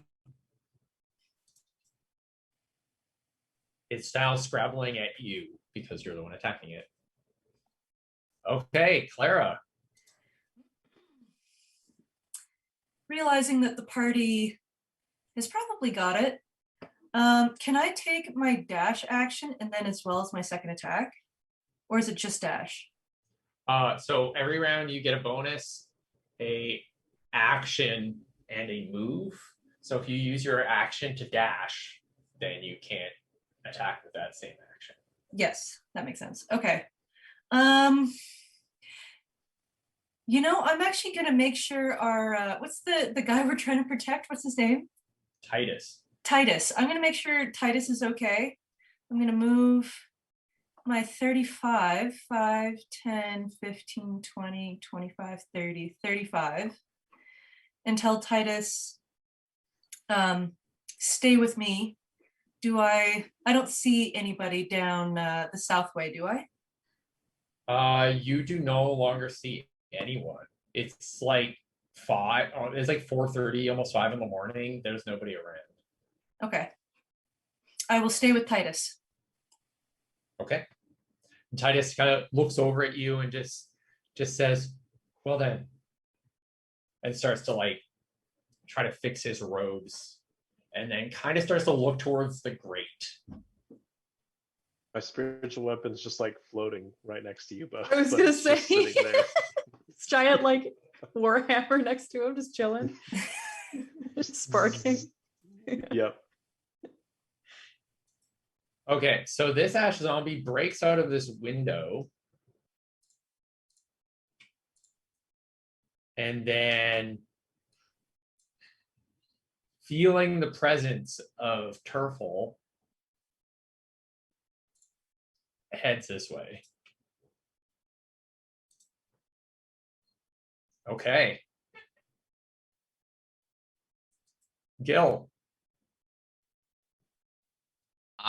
Gil is offended that one of these zombies would try and hurt his friend Bronski. So he's gonna mind spike the zombie. Intelligence saving throw, please. Okay.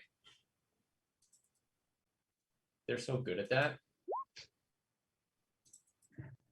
Oh, that was an ash zombie. I don't think their intelligence is any different. So. Okay. Yeah, 8 points of psychic damage, and minus 1d4 from its next saving throw. It is dead. Oh crap! It's gonna explode.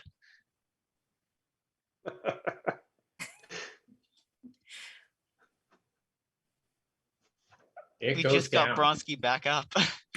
No, it went down. The ash zombies don't explode. Oh, didn't explode, thankfully. Oh, okay. Nice. The fire zombies explode. The ash zombies just poof ash when you first hit them the first time. So you probably just cough a bit. Yeah. Yeah. Well, he already did his ash thing earlier when Bronski hit him with a spear. So. Oh, you were so distraught, Gil. That was good. Okay, Turfle. Seeing I saw the zombie poke its head out and then just keep heading that way. Yeah. Yeah, one went out the window and the other one's at the window in front of a broken window on fire in that house. Okay, I just see the one right here. Yeah.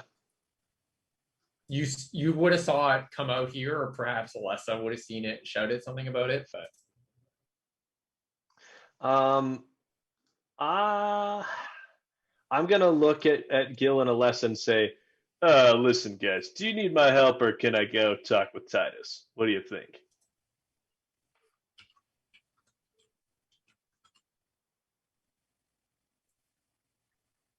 I think Alessa's you just sort of see her turn and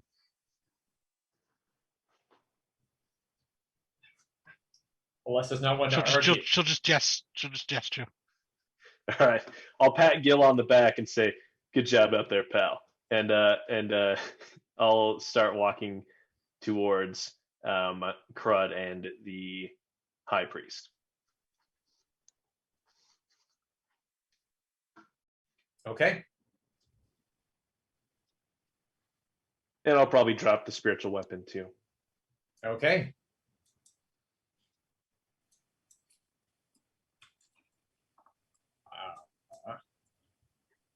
It's gone now. It was a beautiful drawing too. Okay, so Bronski pulls out a spear and hurls it into the window at this zombie. I think he's going to move forward a little bit to make sure he's within range. And he's going to hurl a spear if he can.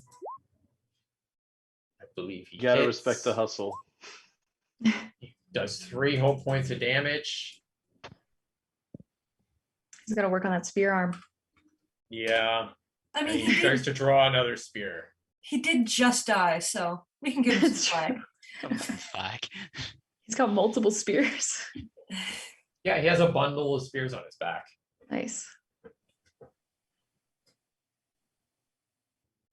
Okay.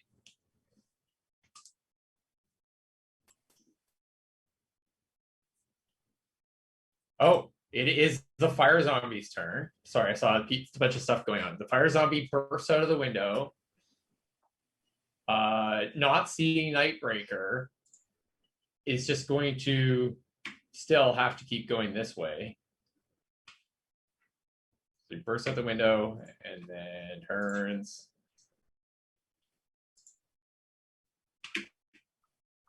It goes here. And just kind of catches up to the ash zombie. Off to go make their own sitcom about zombies living together. Oh. Does that mean we're out of combat? Are you chasing these zombies into the night, Elessa and Gil and Bronski? Yep. Do they look like they're gonna still kill? Okay. They're gonna keep zombieing about, probably. And if the problem is they're turned. So once a minute passes, they will stop running away and do whatever they would normally do, whatever they've been programmed to do. But for right now, they're just trying to flee. Blow them up. So Crud, what do you want to do? Wait a second. So, but didn't they take damage? Doesn't that mean they're not turned? Yeah. Oh, yes, that one took damage. Good call. That one call. shouldn't be turned. Just the one at the bottom should still be turned. Yeah. So this one actually, good call. I missed that. This one is actually going to attack Bronski with a fire slam. Oh no. Okay, we missed. Missing. Oh, good. And then Bronski needs to roll a Constitution saving throw against the fire. Good. And he succeeds. Yes. Yeah. He's the true hero. So he is struggling with a flaming zombie. Don't worry, Cruddy's got him. What would you like to do, Crud? Yeah, so Crud is going to use his extra action to dash. I think he'll need it. He can move 40 feet, but let's see. What is math? 3, 4. Yeah, can you do the measurement thing? It should be 8 squares. So I can make it. Oh, I can make it here. So I still need to, if you would have cut straight through the house, yeah. I will let you leap out of the window and attack, but I will need a athletics saving throw to smash through the house and burst through the window. Oh, There Crud's were holes absolutely already, doing that. Yeah. Okay, so roll athletics skill. Sorry, 1000%. Throw, mistake. Roll athletics skill. Yeah, you roll your athletics. It's a skill listed on your sheet. Oh. Do I get an advantage for that for being in my rage? Let me just double You check. do. Yes. You Yes, do. you do. Because it's strength. It's a strength check. So yes, you do. Crud hyperventilates. Oh. Okay. Success. So this looks like this. You come charging through the house in a blind rage, and you leap out the window. You're very strong. So you just leap out, and you leap out a second story window and just land on the pavement over here in a big mess. And you fall prone, and you're going to take some damage, but you can attack. You'll let me attack while prone? Well, you can get up if you want. I don't have. As part of your. Oh, you don't have any movement yet. No, you I can attack. use my while action. prone. So it's disadvantage to attack while prone. You take 3 bludgeoning damage, and don't forget you are resistant to bludgeoning damage. Okay, so does that mean I? Does it? You round take 1 up? point. Yes. Yeah, Of take 1 point of bludgeoning damage. You can attack while prone. It's just disadvantage. I can And get it's up a zombie. because I only used 1 move action, so I can actually dash to. No, use you, my you action. But then could that's your, attack. but then you can't attack. But I have a bonus attack because I'm frenzied. So as a bonus action, I can attack once. True. Yep. So I'm going to do You that can rather than double-check take that after, disadvantage. Peter. Yeah, it doesn't matter. Doesn't matter. Is that right? Is it wrong? We'll double check later. Don't worry about it. Okay, Kill him. all right. We all want you to kill this. Lies! You will not live Get this to over. fight another day. Bad zombie. You hit. Doing Yes. 14 damage Yeah. to this fire zombie. And your multi-attack, so your second attack. No, I used 2 of my actions. So as my bonus action, I did 1 attack. You didn't have to use your second action. You can attack from the ground. Yeah, it's just disadvantage, and as long as you don't roll a 1, you're going to hit a zombie. Oh, So just- okay. Well, then I'll just do 2 roll again. attacks. Just roll again, and just hope you don't roll a 1. Yeah. Okay, that actually means I have to roll 3 more times, though, right? If I'm doing 2 Yes. attacks. Yeah. Yeah. 1, 2, 3. Yeah. Oh my Okay, gosh. you hit. Nice. Doing 14 and 15. so you kill it, Excellent. and I need both people, Bronsky and Crud, to make dexterity saving throws. All right. Here's where Bronsky bites the dust again. What? He's a dexterous man. Bronsky. 11 doesn't do it, does it? Bronsky takes That one 2 exploded. points of damage. Ah, it's okay. You both take 2 points of damage. All right. They gotta stop doing that. Okay, Alessa, are you going to chase this or just let the zombie go? Oh no. 10, 15, 20, 25, 30, 35, 40. Attack, attack, attack. Okay.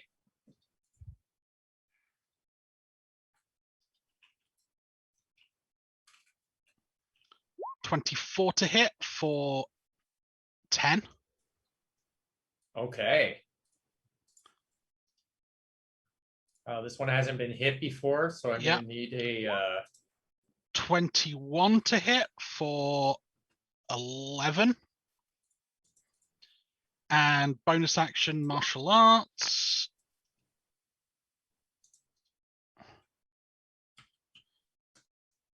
$19 to hit for 12. Okay. It is dead, but I need you to make a Constitution saving throw, DC 10. Ash Puff sounds like a delicious dessert. 15. You succeed. Not that it would have necessarily mattered. The battle is finished. even more houses, like these houses down over here, are now on fire. This one is got giant holes in it, but the battle is done. There's a crunch-shaped hole in like the crinoline on the second floor, the little towery bit. And I think you all come back together over by Titus, who is like, looks at you and goes, they're in the sewers. And I think that's where we end it before our break. Does that make sense for everybody? Nice job, everyone. Awesome job. You finished it. Time for break. Okay, Blair's just going to transition away so you folks can take a stretch and a bio break if you need it. Get something to drink. Welcome back, everybody, on our break. We're so excited. Thank you so much for tuning in. Excellent zombie fighting, yes. Despite some Roll20 technical issues, which I mean, if something didn't go wrong this weekend, did it even happen this weekend? So, you know. Yes, it did. I know. So Roll20. Okay, we can deal with it. If you missed in the chat, we have smashed our $5,000 fundraising goal, which is amazing. So thank you, everybody. We're so excited.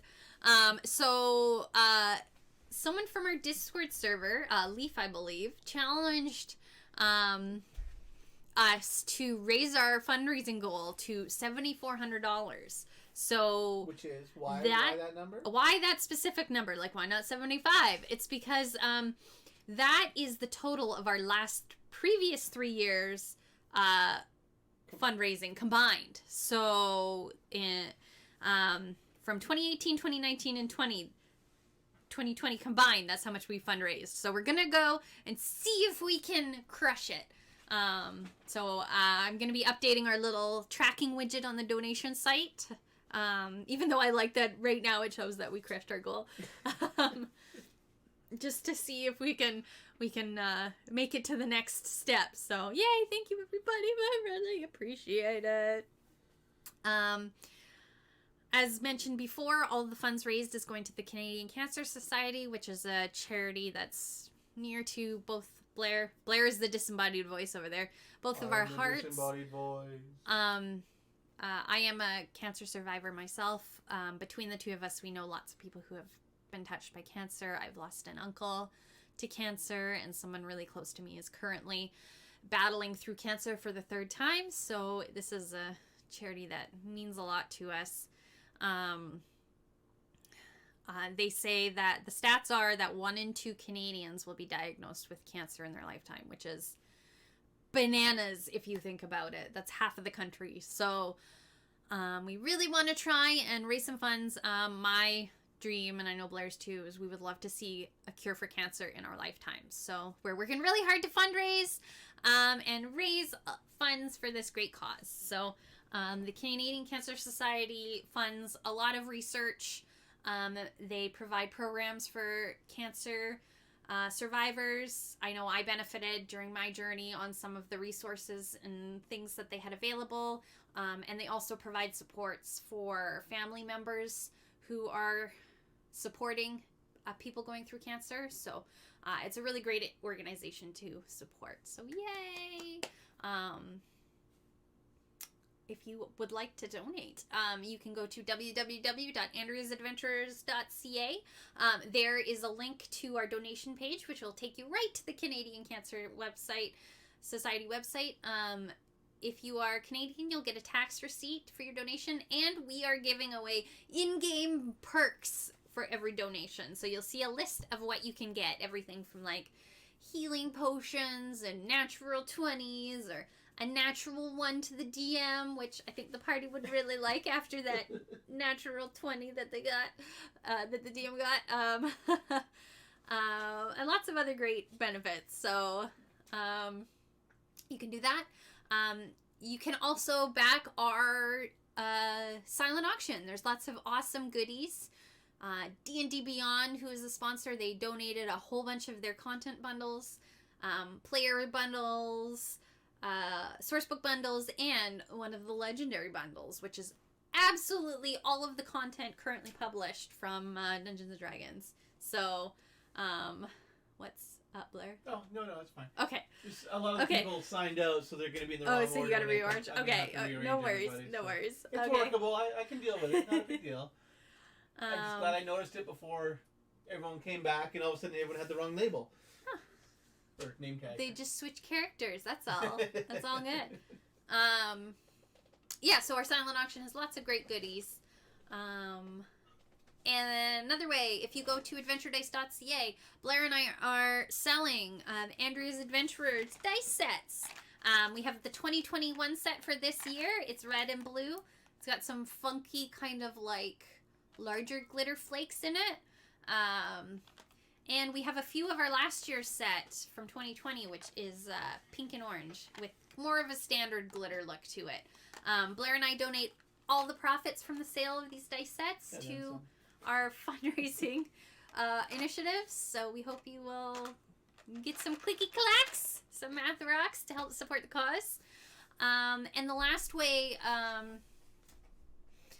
you can help us out is help us spread the word. Tweet, post on Instagram, Facebook, use the hashtag Andrea's Adventurers, help us reach more folks, and just spread the love for our RPG weekend that we're doing this week. You can also subscribe to our Twitch channel.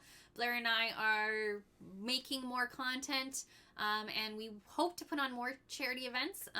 Please subscribe to this Twitch channel. Please subscribe to the Twitch channel. We would love to set a regular schedule and have reliable programming. Yeah. But it's really difficult right now when we've got obligations to other stuff that pay the rent. So. Yeah, so there's that. Yeah, so those are the ways you can help us out. Yeah, smashed our goal. So $7,400. Let's do it. We can do it. I believe we can get that much for the Canadian Cancer Society. So how we looking, Blair? We got our players back? Everybody ready to go? Thumbs. And it looks like everyone's in the spot they're supposed to be, so I don't have to rearrange anybody. Thumbs up from everyone. Everyone's good to go. Looks like it. We got 2 thumbs up, 3 thumbs up. Okay, perfect. Oh, we got 2 thumbs down, which are upside down. So I'm not sure if that counts as thumbs. Well, there that's we go. not There we good. go. Thumbs down for the DM's natural 20, I guess. And we got a thumbs up for that one. So, from the DM. Okay, so I am going to pass it back to Christoph and the crew. Okay, you folks should be good to go. So as we come in with the sound of thunder and lightning rain. The rain is stopping, and we come in to see Titus with a very worried looking Bronski behind him as Titus looks down into the grate and goes, I believe they were trying to take me down there. So Titus is an elf and the high priest of the library and the Serapra, or Tedet, however you pronounce it, crazy the library, and he was investigating the fire that was going on here in another building that is currently burnt. And now there's more fire, but he's very concerned about this drain below it. You can see on the ground is a ragged-haired figure in a robe who looks quite burnt because he exploded himself into fire. And I'll leave it up to you. What do you all want to do? Yeah, first thing I want to do is go up to our boy Bronski and put my hand on his shoulder and say, now you listen here, Bronski.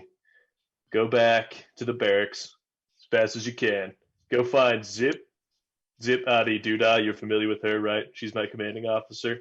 You could go get some healing from her and then rally the troops to help put out these fires. But I think we're going below, pal.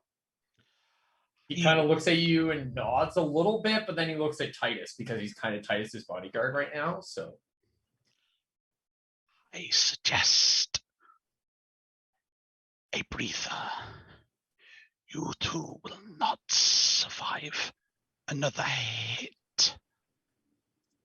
And I do not have the ability to pick you back up again. Are you pointing at Titus and the guard? I'm pointing at Gil and the Dragonborn. Turfle. So Titus nods at them, and he's like, let me help. He casts Cure Wounds on Gil. Nice.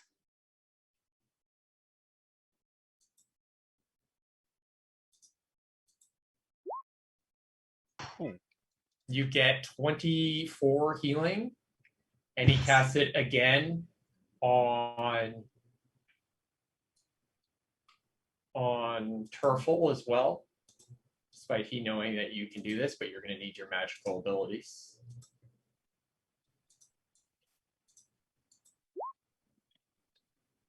And you get 17 health.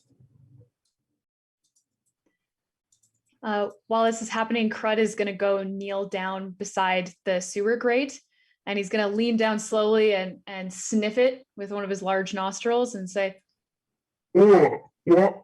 Titus, why would they want to take you down there? It smells like my mother's feet." Could you roll an investigation check for me? "Oh, sure. I believe I have disadvantage on Or those because I took survival. exhaustion." Why'd you take exhaustion? Because I raged. Oh. That is true, right, everyone? Berserkers. Reckless, right? Yeah. Berserker frenzy. Yeah, it was my Frenzy. frenzy, so I could do the bonus action. Okay. Yeah, because of the boat. Yeah, where Berserker wants the bonus action, it costs him a point of exhaustion. It was worth it. It's okay. I did 2. Okay, so obviously my nat doesn't work out, but the 11. Okay, so this has been recently lifted up. It smells a little like more rancid than your mother's feet, Okay. but a little less homey. But definitely there is something stinky down there, and it has recently been moved. You can tell that by the scraping around the edge, not necessarily by the smell. Never mind. It's worse than my mother's feet and something. I don't know. It's down there. Clara will walk up right next to the grate and say, "I think I might be able to help out here, you guys. I can do my primeval awareness, and I can sense undead within 1 mile. So I can kind of look what we're getting ourselves into." Okay, awesome. Yes, 1 mile, you say? Yeah, do you want me to read out the full thingy? Nope, that's fine. I need a wisdom saving throw from you. Wisdom. Terrible. Okay. You pass out momentarily and fall to the ground. And when awakened, just a second later, when you hit the ground, you basically wake up almost immediately. All you can see, you have this spot in your eye that stays. Despite the fact your primeval awareness doesn't last, it stays when you look a little bit to the east and down. There is a bright spot that you can't not see for like the next period of time. If you want, you can roll a religion or arcana test at a disadvantage. If you would have succeeded, I would have given you an advantage, or would have let you roll it a normal. But as she collapses, can I check her over as well? Make sure, basically medicine. Make sure she's actually okay. Yep, you can. So we need medicine and a religion or arcana test at disadvantage. 24 medicine to check her over.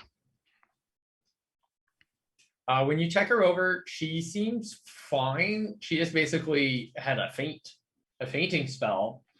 You rolled very, very well. is pretty much like she looked at the sun, except like she looked at really powerful magic.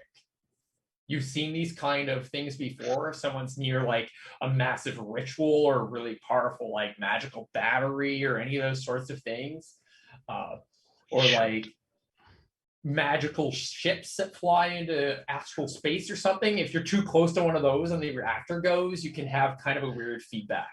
We should not go down there lightly. What was the check I was supposed to make? Religion? Arcana or religion. Well, they're both 0, so let's do this one. Oh, 18. Yes, you're both. Alessa's. What I told Elessa is kind of true for you. You can tell this is some sort of religion involving the undead.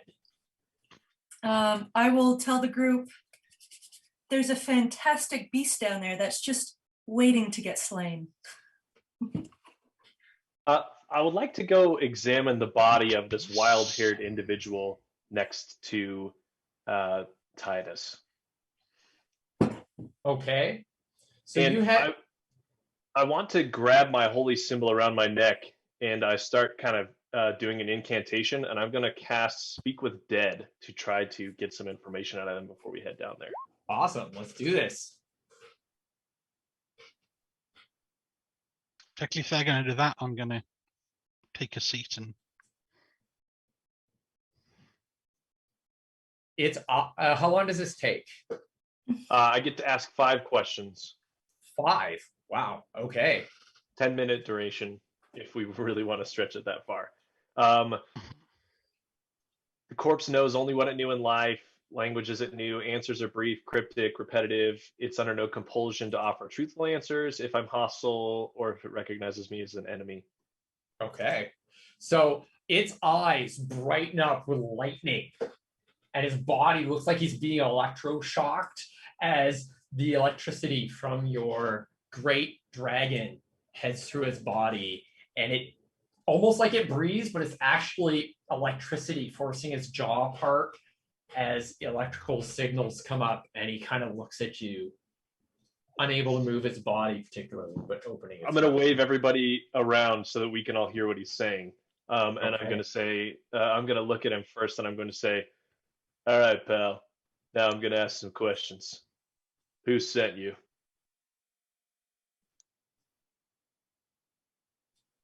The apocalypse dragon is coming!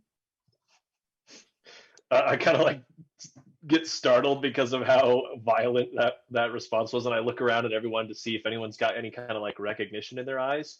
He said, "The apocalypse dragon." Any, you know what that is? I make a check. Sure. Anybody can make a religion check on that, I think. Okay. Or history. Oh, yeah, I'm gonna make only it. 13. Okay, I do have history. I'm gonna make a history check instead. Sure. There, 23. Nice skill. Long ago, when the valley was a mountain, there was supposedly a massive dragon that died there and exploded, and that's why it's a valley. And it was known as the apocalypse dragon. Before that, it had basically, there are rumors of basically a massive cataclysm where lots of things and people were destroyed, but most of it's lost to history. The apocalypse dragon, it exploded and it created this valley. So the apocalypse happened already. And it lives Maybe. in the sewers. Well, let's ask him about that next, I guess, huh? I'm going to turn and look down at the body again, and I'm going to say, where were you trying to take Titus? Would have been an excellent sacrifice for At the that point, raising. Clara. Oh, sorry. For the raising. I look at Clara with like big eyes and I say, I think we found your monster. I'll look at him again and I'll say, what can we do to stop this raising? You will never make it in time unless your speed is greater than your speech. Hey, I take that personally. I look around to everybody else. Who else has questions for him? We got 2 more. He keeps speaking and he says, it will rise in less than 2 hours and destroy this town. How do we defeat the raisin? But they don't have the sacrifice. They might have more. Is that a question? Yeah, what did you say, Cred? What was your question? Well, what about all of the, people who were dead, who we were slicing? You think those were, sacrificed and stuff? They might have enough. We could ask him that. Yeah, we could ask him that. Yeah. No, Alessa also asked a question about he said, thing. Yeah, because but they don't have their sacrifice. Do you have a backup sacrifice? We have the primary. The town so glorious in fire. Oh. Okay. The town is the sacrifice. Uh-oh. That's not great. One question remains. Any last questions? Anybody? What do we need to know? How do we, kill it? Do we know that? It is yet to live again. I mean, you cannot kill it. It is a god. And it just starts screaming and cackling before its head burns with electricity and just the eye sockets go black and then it falls to the ground at a weird angle. I'll Crud, on your question, I do have to see it, so this might take a while, but I can choose someone and I can learn if they have any damage immunities, resistances, vulnerabilities, and if they're resistant to divination magic. Well, it looks like we have to go see the apocalypse dragon and prevent the raisin. What do you think, everyone? Should we go find the apocalypse? I don't think we have a choice. Right answer. Excellent for taking notes. Either we die or we might die. I think might die is better. As you look like you're about to take on this great quest, Titus goes, I will take Brunsky back to the temple and warn everyone. And it reaches over, noticing that Crud is still hurt, and touches you on the shoulder and grants you 13 hit points. And they start to sweep down the street. Please save the town. I will tell everyone, says Titus, as they leave. All right, let's get down. That was very nice Okay. of him. He seems like a nice man. He probably just doesn't want to die. But there's that.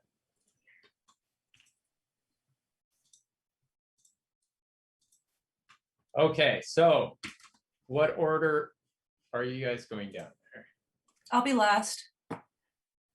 Crud can be first since he is Mr. Meatman. Okay. Gil will go second for purposes of his light spell. That'll be helpful. Going towards the back relatively works because I'm fast. So I can get out. Looks like it only brought in 2 of you. Okay. I see blackness. Oh, roll 20. This is a big map.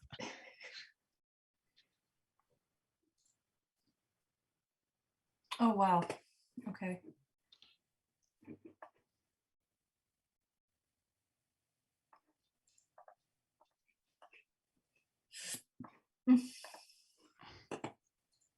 Is that everybody? Can everyone see you now?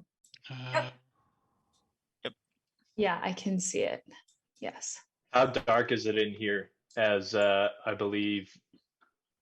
Well, I don't know who else doesn't have dark vision. Gil, do Genasi have dark vision? No, they do not. I do not, but I have a light.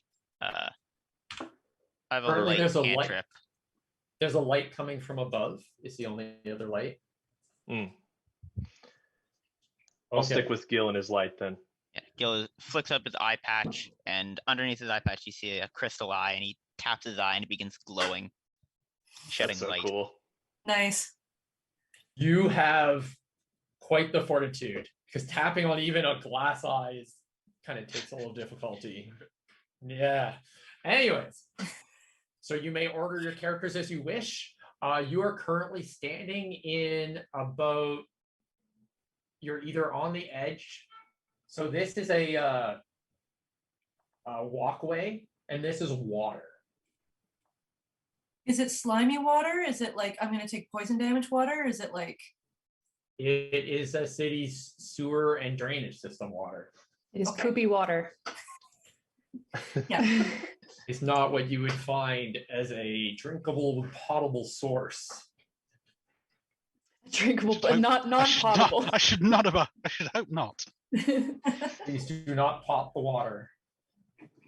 Crud will put his hand behind him and say to you all, Now remember, stay behind me, because curiosity killed the rat. and then he'll proceed forward. I'm gonna touch Crud on the shoulder and cast guidance really quick while he's headed down the tunnel, just in case he needs to make any checks. Well, you made that look like a piece of rake. And he's going to be appreciative.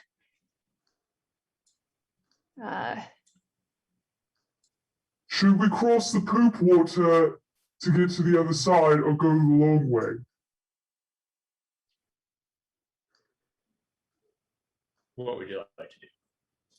So you can move forward a little bit. As you get towards this area down on the end here, you hear a thumping from the room in there. From here? Oh. Yes. Okay. Guys, something's over there. Is that a door or a grate or something? That is basically it's like a portcullis. There is a small, like, spinny lever to raise the portcullis. I think there's only one way. Yeah, we don't. Quite possibly.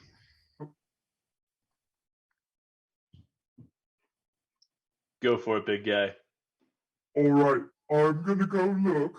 You guys just also look. He's gonna peek through the portcullis.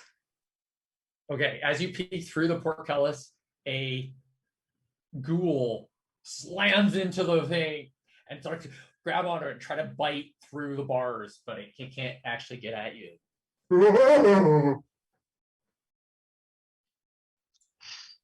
And it just keeps pounding and thumping. And you hear thumping from down the hallway now, too. To the right. To this side. Well, to our left, but yeah. Okay. I'll offer to Crud. Do you want me to finish it off through the grates? Might as well wait this one quick. Yeah, because I hear something from over there, and this one doesn't look like it'll get through yet. Please, Clara. As you head up towards that corner, you get the smell of kerosene filling the next hallway. Hmm. There is a trap ahead. What was that, Alessa? Flammables. Alessa, did you say it was a pulse? Walk back. It's like, there is a trap ahead. Oh, okay. Fred will turn around and tell everyone that there's a Alessa says there's a trap. Stealthy. He's not a subtle one. Does anybody have anything that would dispel kind of foul air in case they're looking to light it on us? I did not take that spell. Perhaps that could be of some assistance. If I peek around the corner, can I see anything within 60 feet? No, you see a hallway that continues on. You hear perhaps a squeaking sound, like there are rats down here or something, but you don't perceive anything else. With your passive perception, you're just kind of looking. Mm-hmm. I'm like. Please roll a perception. Sorry, I missed. Yeah, sorry, that's mine. Probably me not making it clear enough. 23. Okay, so you notice it pretty much looks like there's multiple like lines, like wires or string, and there are what looks like rifles, like handgun starter pistol things that look like they could fall in after they light some sort of rag on fire. Hmm. And you said you saw a trap. Then what kind of trap does it look like, Alessa? How do we disable it?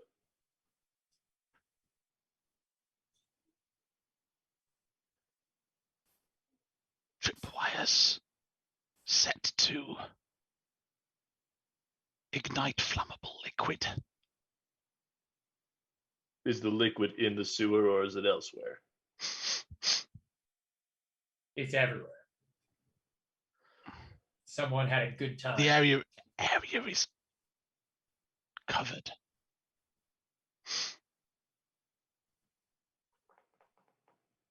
I'm gonna look over at Clara. I know you're the one with the fleet fingers. If you got any ideas. Oh gosh. So Clara, are you currently trying to shoot a ghoul, or are you ignoring it for now? I'm ignoring it for now. I was just gonna dispatch it quick. I mean, if we stay behind this corner back up to the top where we entered, could we trip it? Or do you think we would get incinerated? It's that way. I mean, deliberately setting. It's how long it would take to burn. Roll me a survival check.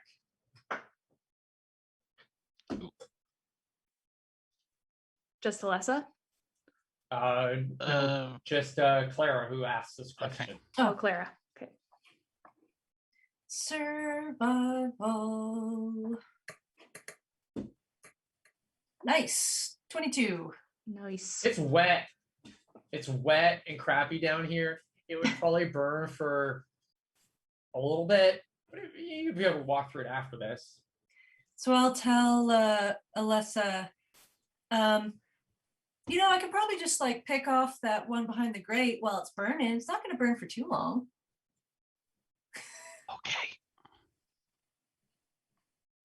So we're gonna pulls out a dart.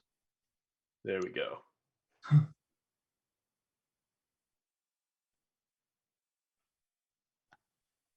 And sort of looks at one of the triggers, these things, and just. Hey, do a dexterity saving throw for me, please. Saving throw, okay. Ooh, not good. 12. Ooh. Okay, so from the front. I will use my D6 of inspiration. Do it. Perfect time.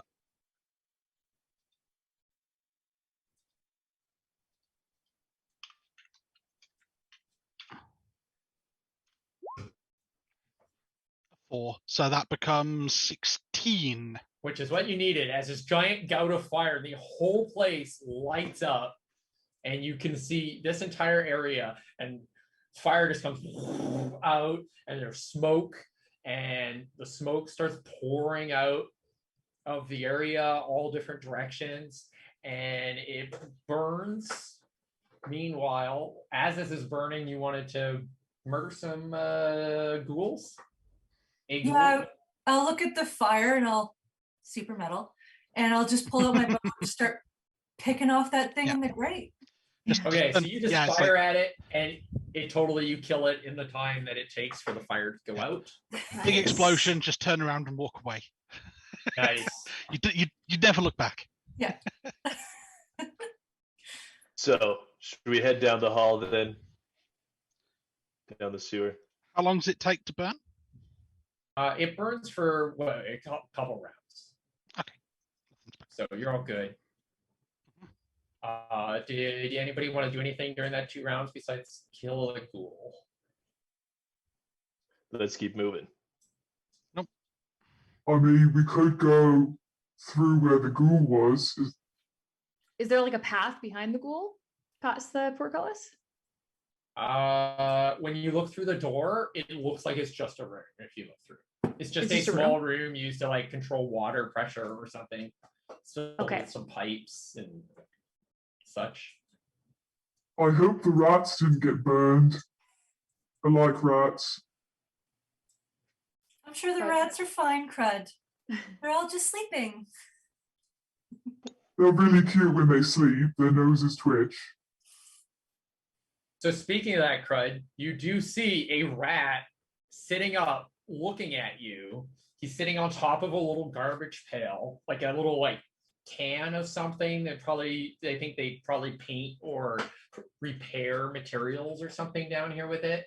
It's like full of putty or something, and he's sitting on the top of that. And he's kind of leaning in, looking at you when he comes, and the light from Gil's light spell kind of sparkle in his eyes, and he kind of looks at you, and he goes, Oh my gosh, he's so sweet.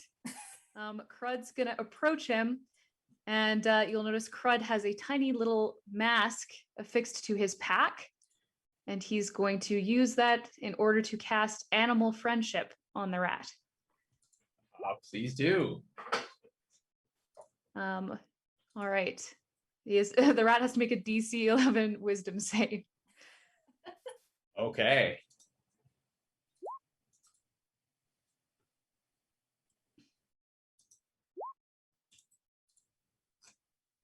So it's the 4, right? Yeah, it's the 4. I don't know why this character shit set to always roll. I have to change that. But Nice. So the spell lets me convince it that I mean it no harm. And if it basically if it gets harmed, the spell will end, but it should be charmed by me now. For 24 hours. It looks at you and it kind of runs up and like sniffs and then kind of stands up and starts to make hand signals at you. I think Mr. Pembleton wants us to know something. When you say Mr. Pembleton, it shakes its head. Like that's not its name. And it points to what we would call the South and does uppy arms. Oh, uppies. Uppy arms, it's so cute. I don't think its name is Mr. Pembleton, but I think it wants us to go south and then up. Shall we? Do you pick up the rat or you leave it sitting on the Yes, cart? so Crud is going to gently scoop the rat into his palms and place him on his shoulder. Okay.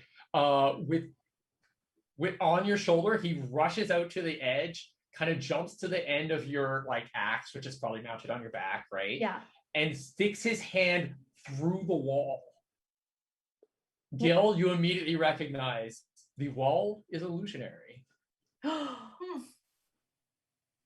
Thank you, That's not Mr. three things. Pemberton.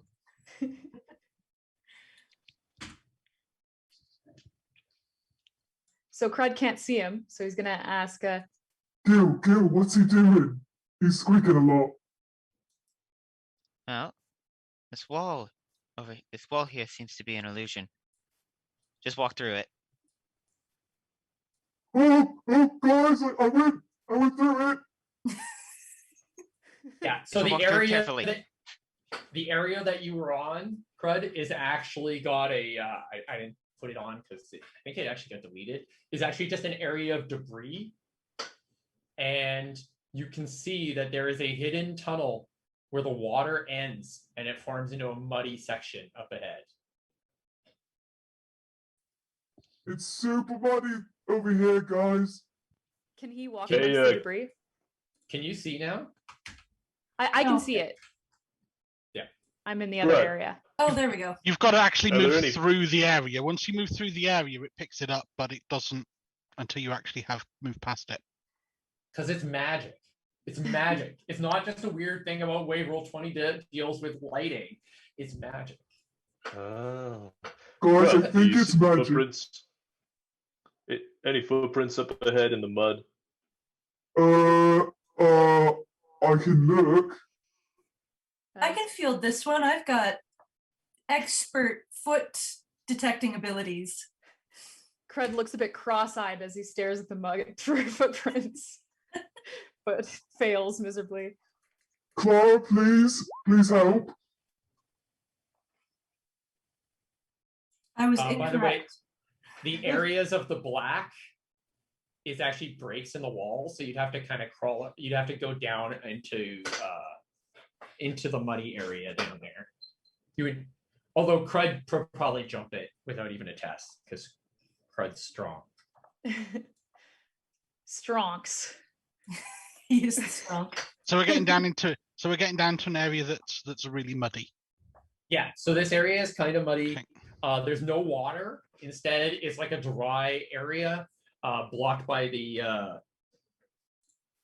The what magic. you thought was a wall, but is actually a bunch of debris. Did Clara succeed at finding any footprints? I rolled a There- 10.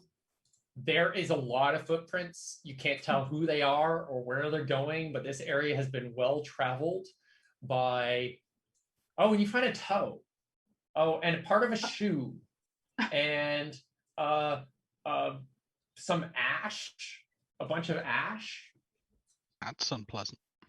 I kind of pick up a toe, examine it, put it in my pocket. I Definitely think a this is zombie the way, toe. you guys. If we're moving into an area that's incredibly muddy and things, you will start to hear what sounds like a snake as some green, like what looked initially almost like large green fingers emerge from under the hood and push the hood of the cloak back.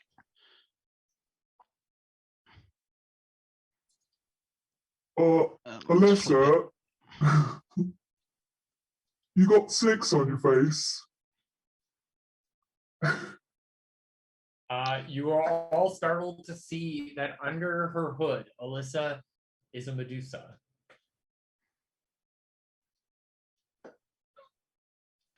Serval's going to turn his head immediately and look away and Bill say, immediately averts his The eyes. first thing you will notice is there is a mask covering her eyes.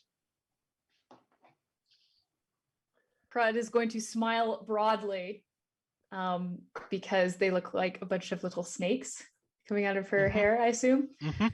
And he's going to say, Oh, Alessa, they're so cute. What you'll see is, say, there is a mask covering her eyes, and as like her head turns, 2 of the snakes are tracking her head movement as though they are her eyes. Oh. Very cool. nice. Awesome if you ever want to so be the like snakes. a green screen character too, because they could have balls. so the snakes can't turn me to stone. It's your normal eyes, right? Just making sure.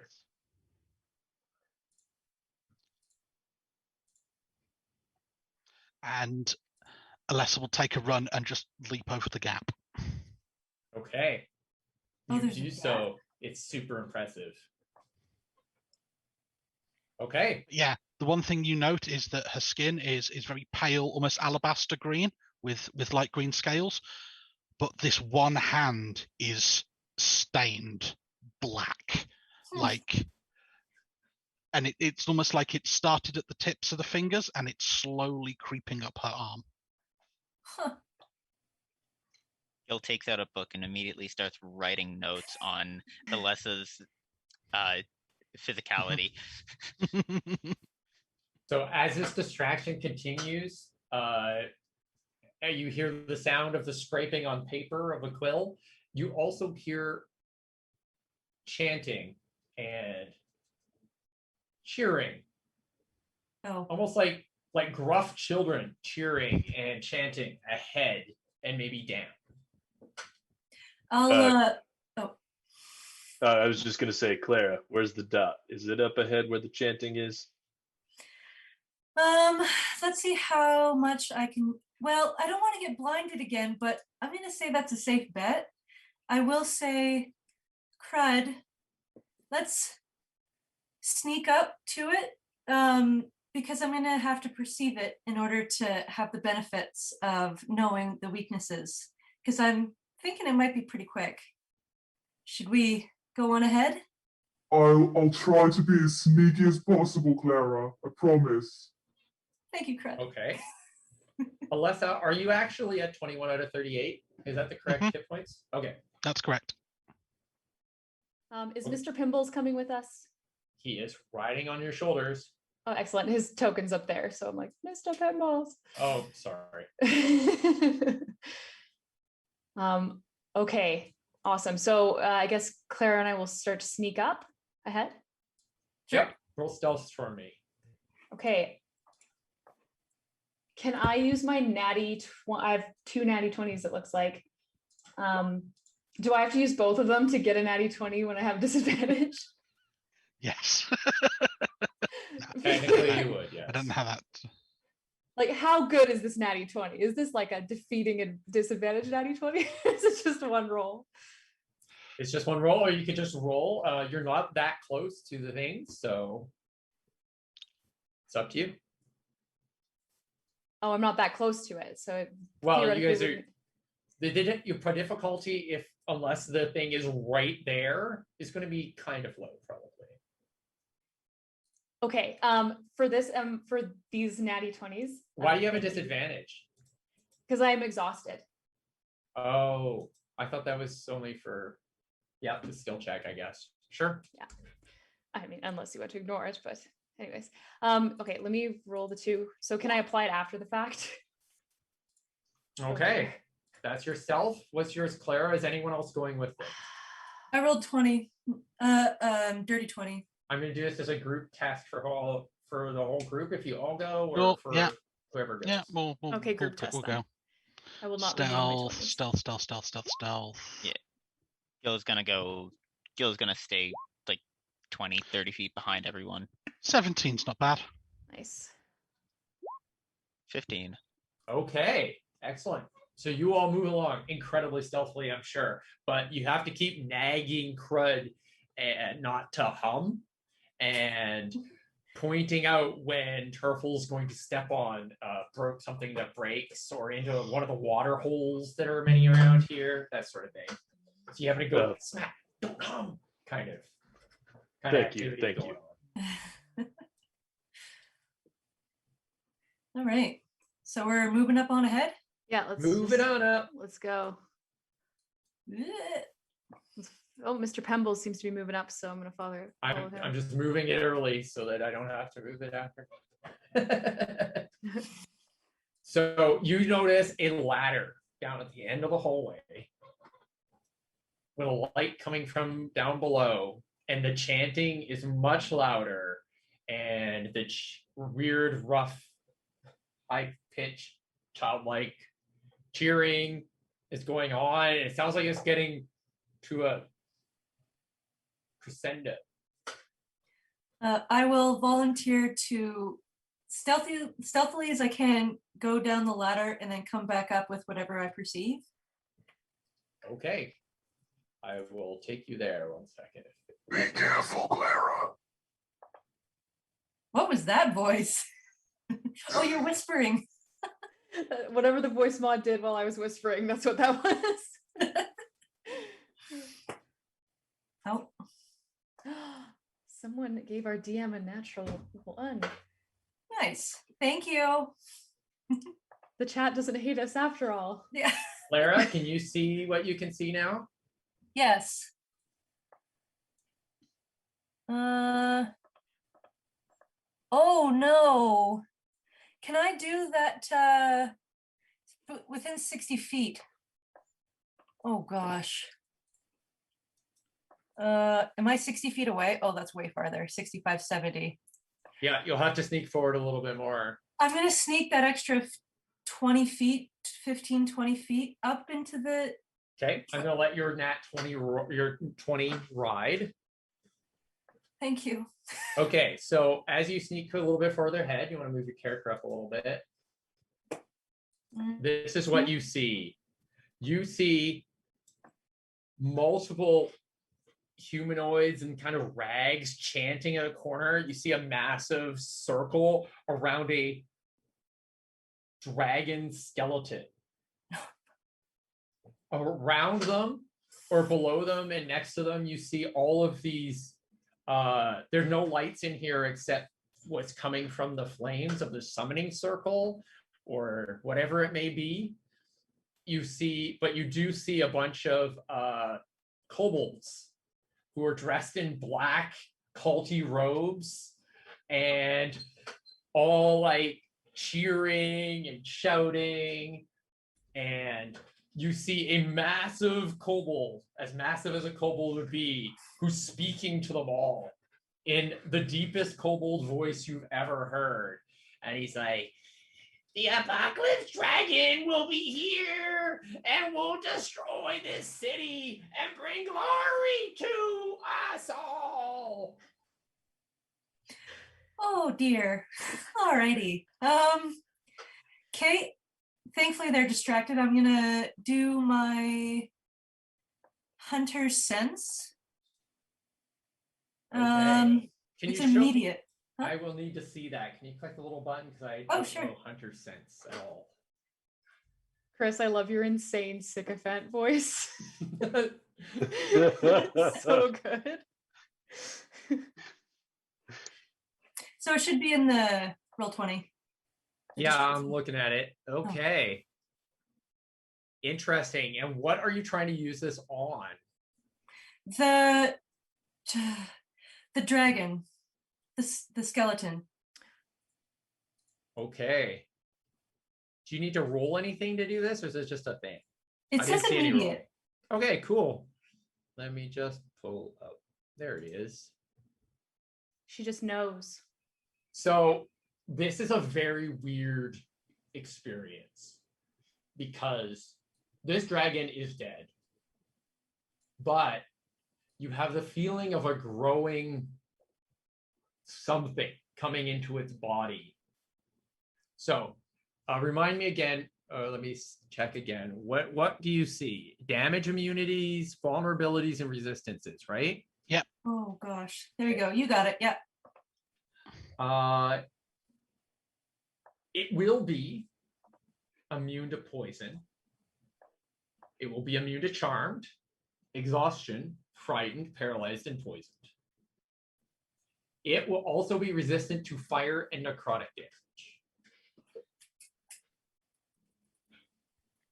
This thing that is soon to come. It's a very weird situation because at first you get nothing, and then there's something. And that something, as you look at it, examine it, because it takes like a second and like takes 6 seconds. So every second that you look, 5 seconds later it happens, and then it gets closer and closer as you look and feel your hunter instincts learning. as it's becoming alive with this crescendo of chanting. Yeah, Oh, gosh. something like that.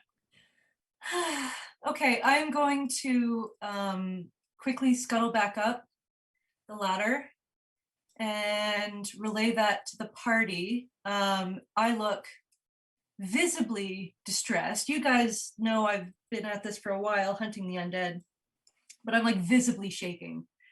And I relay, there's dragon, kobold, big kobold, they're all chanting, he's come back to life. And did somebody else write down the, I have immune to fire, necrotic, and poison. What was the other ones?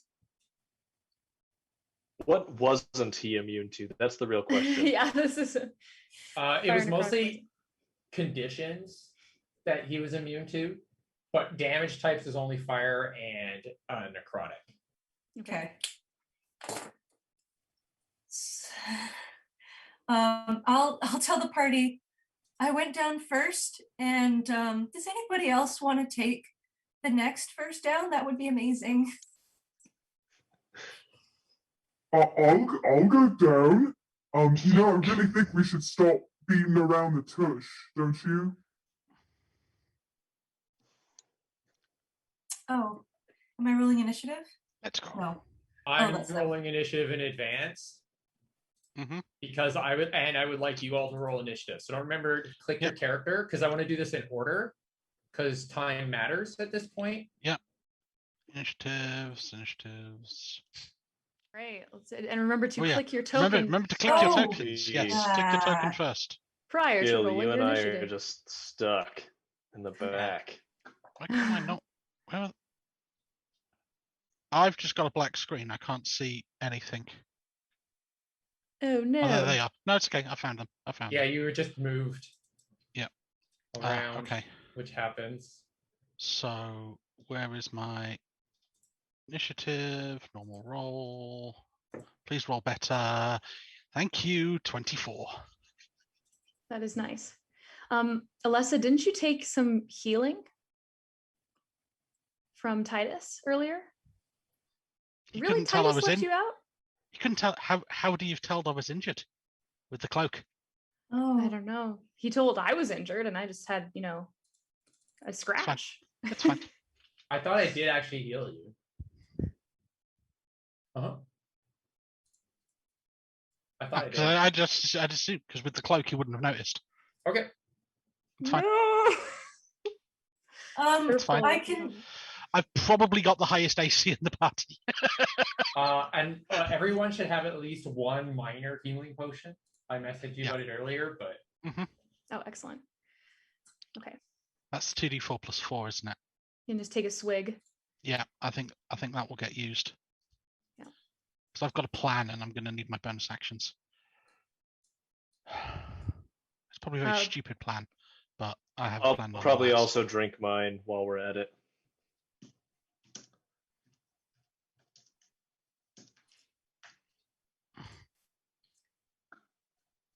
Yeah, I'll go first down when we get transferred.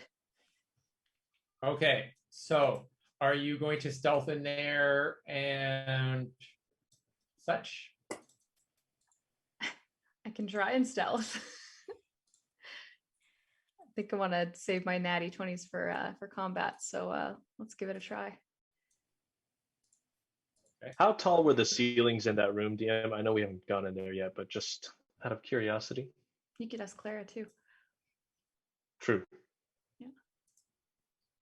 Yeah, go ahead, ask Clara, but she'll tell you it's the same as this room. It's just more tunnel. It's just more sewers. Just Okay. Cool. I got 12 for stealth.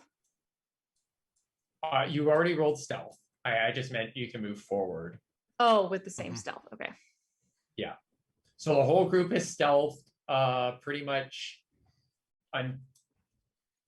Probably if you move into the general range of their sight, and you want to keep stealthing.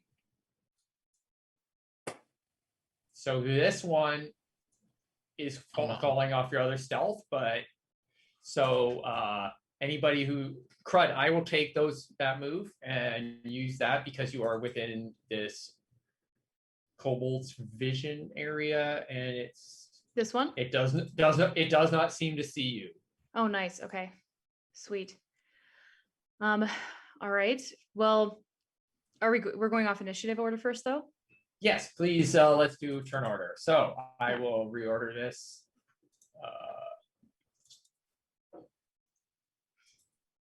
No, I always pick the wrong one every single time. Alessa, your turn first. I noticed I wasn't in there. I don't think my roll went in, my 13.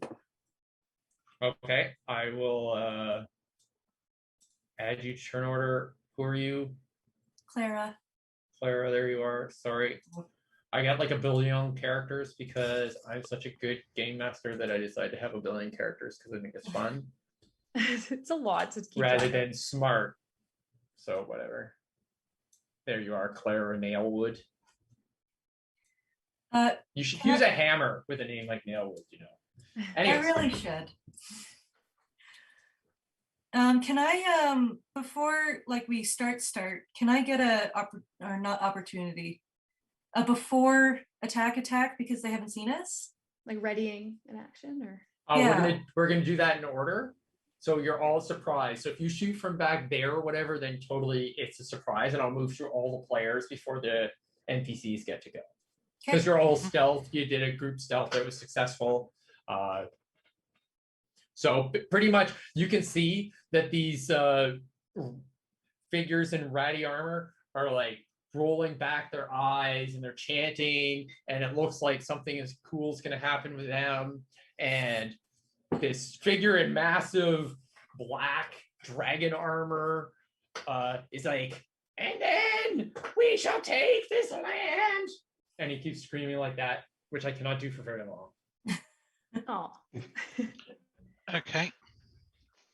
So the first thing you'll see is, as my bonus action, Alessa reaches down to a bracelet that is on her wrist, seems to activate something on it, and the bracelet begins to sort of unfold into a giant jeweled claw covering her fingers, and sort of into almost like a plate down her arm.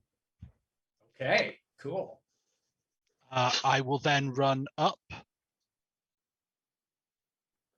35 feet to here, and I will make some attack actions. So that area is above. When you're on the green stuff, you're above. So now you would have just leapt down into the mud. Yep, that's fine. So if you don't mind doing a acrobatics to make the landing. I am totally fine just doing a 3-point landing and using my reaction to slow fall. Sure. Cause monk.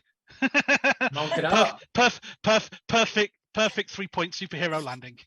There you go. Somewhere like Deadpool's shaking his head. Mm-hmm. I will then do 2 unarmed strikes, and you see now that when she does the 2 unarmed strikes, these inky black tendrils fly out from the claw. What's the range of your 15 feet? Tendrils? 15 feet. Cool. Do you want to do one at a time? I have 2 attacks. I have 2 attacks. I have 2 nat 20s. Nice. Okay. So please roll in however nat 20s work on D&D basically everything gets doubled. It's very tasty. So you said there was a way of doing a nat 20 automatically. So yep. So I can do that. So my unarmed strike, crit damage,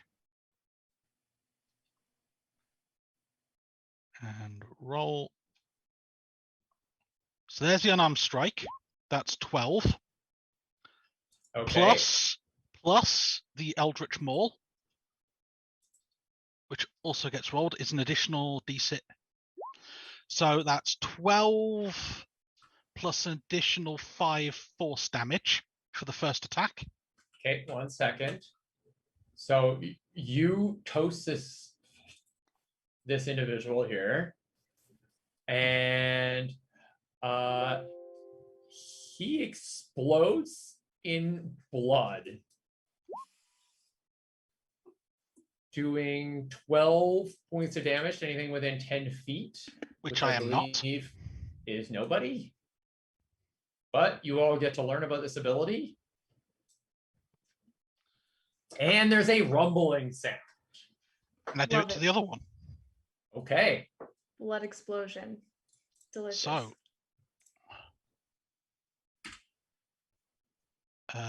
another unarmed strike. It's another nat 20.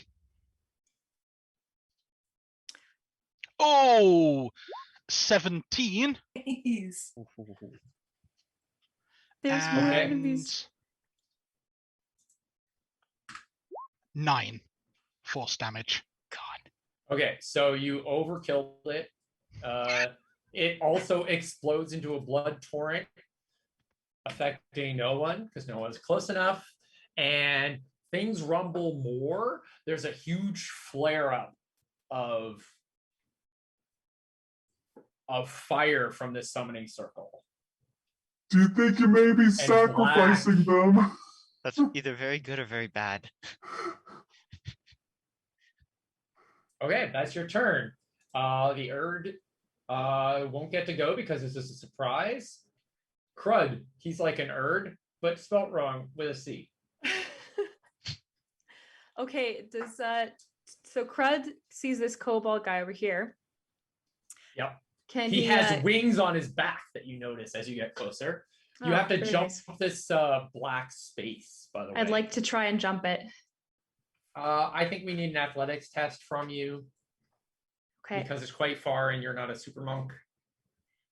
Okay, I think And it's so that I fine. can get advantage on these things, these types of tests, I'm going to go into my barbarian rage again. Okay, so that's going to make it a normal. Does it actually cancel it out? Because you'll have advantage for being enraged, but disadvantage for being exhausted. So they cancel out. So it'll cancel out. Okay, so then I'll Pretty do much my... like every morning for most of the group. All right, 16. Okay, so 16 for the jump. You totally make it. You leap over like freaking Thor, landing next to the Erd, who's trying to take off right now. Okay. He blatantly copies the superhero landing that Alessa did because it was very cool. Okay. But it looks like a really sad imitation. Okay, and I think though that your axe is out because you're crazy, and the superhero line is gonna just hit this Erd. I mean, if you hit. Yes. Crunch. Yes, let's hit it. So, yeah, so I'm in my rage now. That was one of my actions, and obviously I'm going to be frenzied, so I'm just going to go ahead and smack it with my great axe. Frenzy's not automatic. You don't have to frenzy. It's an additional thing on top of your rage. If you don't want to take 2 levels of exhaustion. Oh, I know, but if I don't take my frenzy, I won't get my bonus action, right? No, that's fair. I mean, that's up to you. She's Oh, yeah, I driving have a like feeling this The is the trade-off. final. It's the she's trade-off. driving like a stolen car on fire. Exactly. I won't get exhausted until afterwards, you know? That's fair. But But your attack, The your final attack rolls aren't battle. at but your attack rolls aren't at disadvantage anyway. So Yes. All right, so how does 22 slashing damage feel to this guy? The first hit kills it. Nice. Yeah. Okay, well, You have the movement to get to anyone else. Okay, can I pretend I didn't do my second hit? No, the second hit would be on the next guy. So Okay. you only moved a small speed because the rest of it was a jump.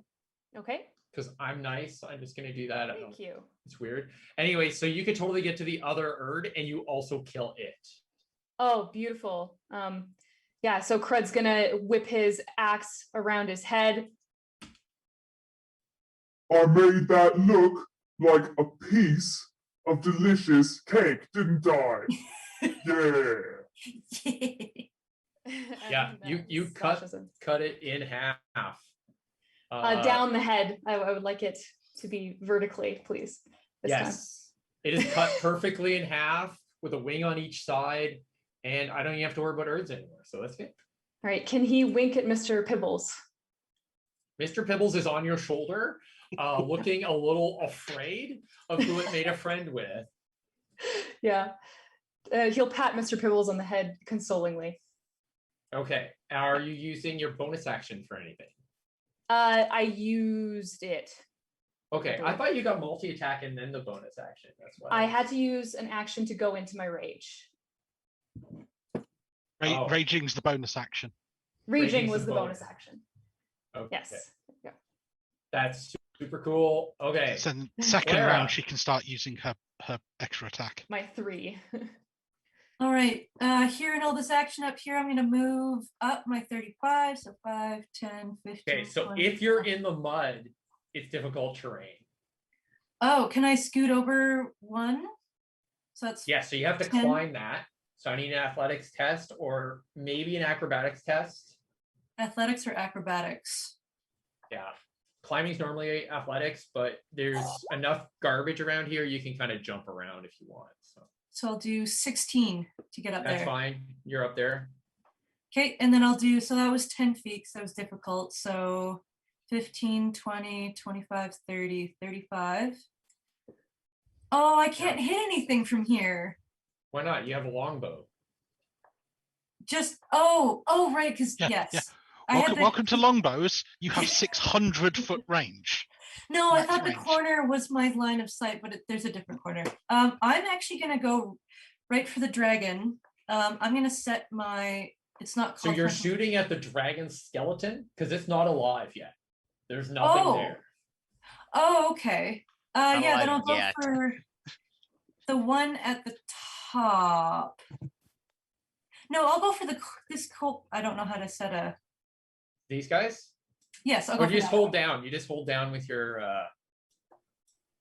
mouse over something with the switch, and it does that as long as roll 20 isn't lagging, and then it looks weird. Oh yeah, roll 20 isn't being roll 20. It's usually better than this for me. It's a good thing they're not our sponsor or something. That would be embarrassing. Yeah. So I will roll to hit the top guy that I see right in front of me. Okay, this guy right here. Yep. Got it. So I'm going to set my hunter's mark, not hunter's mark. What is that called? Slayer's prey. Okay. Add my d6. So first hit. Nice. Dirty 20. Got hits. And I will roll my damage. So 10 damage on that guy, plus my d6, which I'm going to find.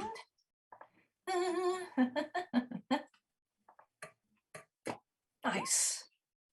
All right. He explodes into blood. And thankfully doesn't hit anyone, I assume. Nope, no one's close enough. All right, so I will go to the one right below him then, after I see him explode. Excellent. Roll to hit. You hit. 14, okay. And my hunter's prey is going to be moved to that guy, but I don't get my d6 this turn, so that's just 8 damage. He screams, but he's still alive. All right, I will say, Star and Crud, you're still on top, and then I'll end my turn. Okay. So these ones don't get to go. You see the weirdly large kobold turn and like point at you and goes, "Kill them!" Gil, what are you gilling? Gil. Remember, Gil would love. you're in the mud. It's a half move. Right Yeah, now. Gil would like to. Terrain. Gil would like to try and climb up behind Clara.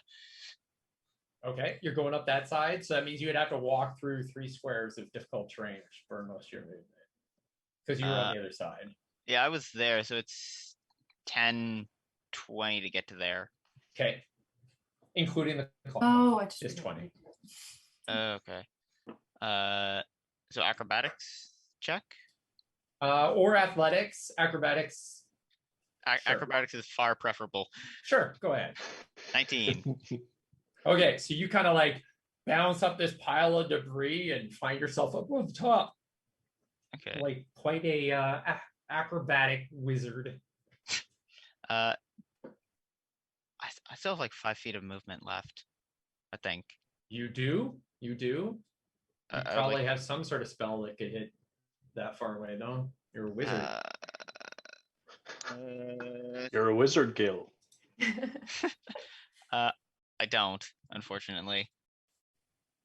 Ray of Sickness only has a range of 60 feet. Yeah. Yep.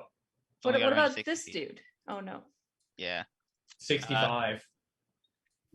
So Gil's gonna use his action to You can always dash. hold an attack as well, if you would rather. Yeah, Gil's actually gonna get a bit closer. He's gonna dash and get a little bit closer. A little bit closer. Excellent. Yeah. I think you got a little more movement than that if you want it. And I'll go to there. I'll go to there. That's a lot of kobolds. It's a couple kobolds. Just a few. Okay, Right. that was Gil. Turful Nightbreaker. Bringing up the rear. Okay. I'm going to run along this area then. 1, 2, 3, 4, 5, 6. You have to jump if you want to get over that. What is your Yeah, jump it's- distance? The lighting isn't really working, or maybe it's just because I can't see. If I can't see, that's the case. You said athletics? Yeah, you don't have dark vision, eh? Correct. Yeah, so you kind of scramble on there. It's super dark, and the only reason you actually know that you have to jump is because of Crud jumped it. So I'm gonna have you jump this at disadvantage for the darkness. Ooh. Okay, that's not so bad. One more Okay, time. all right, 16. Okay, can you do make it. Turtle. You make it. I think you can probably do 15 feet with your strength, right? I forget the number, but you guys are all the people doing it have really good strength. Horizontal is your strength. Horizontal is your strength score directly. So What is your strength So- score? My strength is 3, so 3 feet. no. Your actual strength score. So Oh, that'll 16, be what? sorry. 16. 16, yes. Yep. Okay, you just barely make it. You're like, Whew. you leap and you're like, scrabble up the edge. Okay.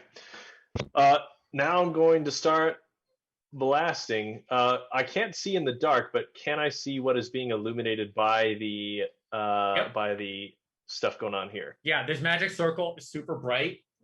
Yep. And really handy for, you guys who can't see. Okay. I am going to try to help whoever is going to attack next out here a little bit. I'm going to cast Guiding Bolt. And I'll do it against this one right here. 25 to hit, 17 radiant damage. He explodes into blood. Nice. That's what I was hoping for. And then how far am I? Okay, I am just close enough. I would like to conjure up another spiritual weapon right next to the person who's chanting. You can't. You've already used a leveled spell. Yeah. You're correct. Yeah. You're correct. Then I was just about to draw it. That's fine. Yeah. If you'd used a cantrip, that would have, instead of guiding bolt, that would have been fine. But you're right. Okay, so that's my turn then. I'm gonna keep running and hopefully get across next turn. Awesome. Could you take extra movement because you didn't take a No, attack? he's not a rogue. Yeah, That was his attack. His attack was guiding bolt. yeah. We'll keep going. Keep going. Okay, Alessa, it's your turn. I'm up. Before Okay. your turn happens, this blood summoner explodes Oh dear. into blood, Oh no! and Gee, I wonder what The- will happen. magical circle explodes into light Oh. as not tearing good. apart the skeleton. The skeleton disintegrates. So let's delete it. Please be the skeleton. Yay, it was. Okay. A wormling-sized dragon. Perhaps interrupting the ritual was good because it didn't get to fully naturate and become a full-size apocalypse dragon. Oh, that's really good to know. You see before you what I'm going to tell you, because it's cool, is an apocalypse Draco-Lich wormling. Nice. And it roars and rolls initiative. We totally meant to do that, guys. 100% intentional. Okay. Alessa, it is your turn. You see before you a not so massive, but still pretty damn big undead dragon. Okay. I'm going to pull out I'm going to pull out my darts. Down here you said was difficult terrain. Yeah. Yes, it is. So 5, 10, 50. So I can move 20 feet. Okay. I'm throwing 2 darts at the big kobold. No, not Falsa Dragon Chosen. What will James Earl Jones do for a job now? So, yeah, throw 2 darts at the thing, and thanks to Tasha's Cauldron of Everything, those are also monk weapons. As they should be. I like to reskin them as throwing stars or the appropriate similarity. But there's a reason why I kept with darts, which you'll see in a moment. I'm excited hopefully. to see it. Oof. 17 to hit. 17 does hit. Okay. It does 6 piercing damage. And can he make a Constitution saving throw, please? Okay. DC is 11.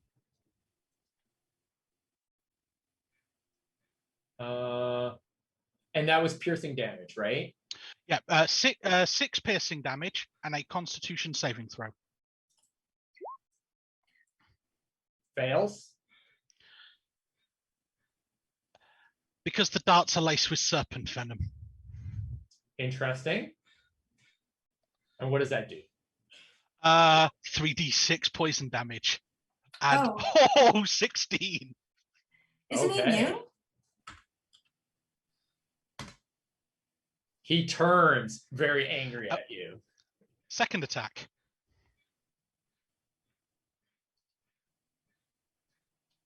Poison though, right? Oh, that's probably a miss. 11. 11 does miss. He grabs it in midair with his gauntlet glove, and he screams, "I shall destroy you!" And he pulls out this massive spear, which looks like it's made of like dragon's teeth, and it's all blackened and really edgy. And as he does that, I literally pull up the clawed glove, do sort of the Neo bring it, and then with that, I backhand for my martial arts bonus action and target this kobold here. And literally just and then backhand that kobold at range. Okay. Which will be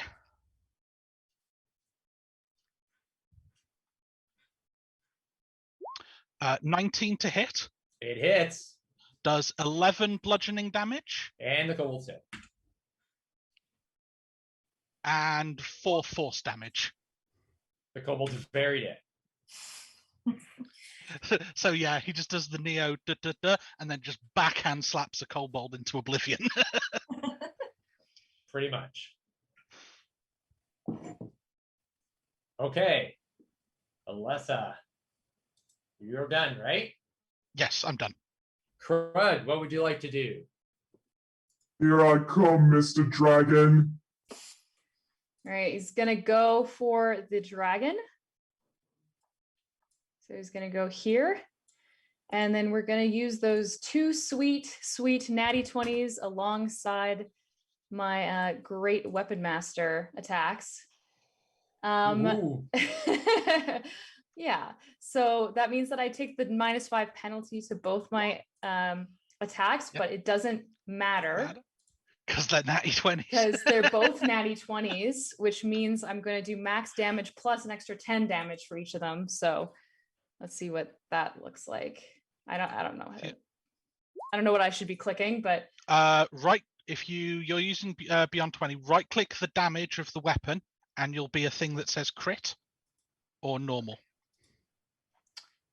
Right, right click. And it'll let you just roll.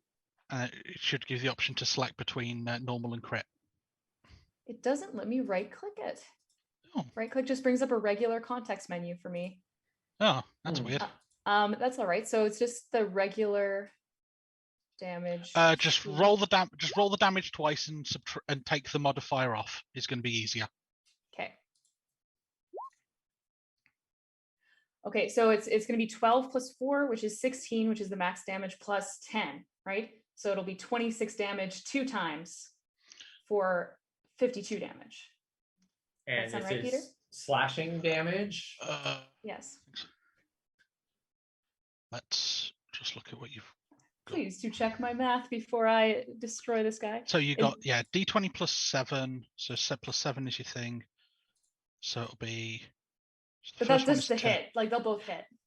Yeah, you automatically hit. Yeah, so that's then. Oh yeah, so 9 plus 11. 9 plus 11 is 20.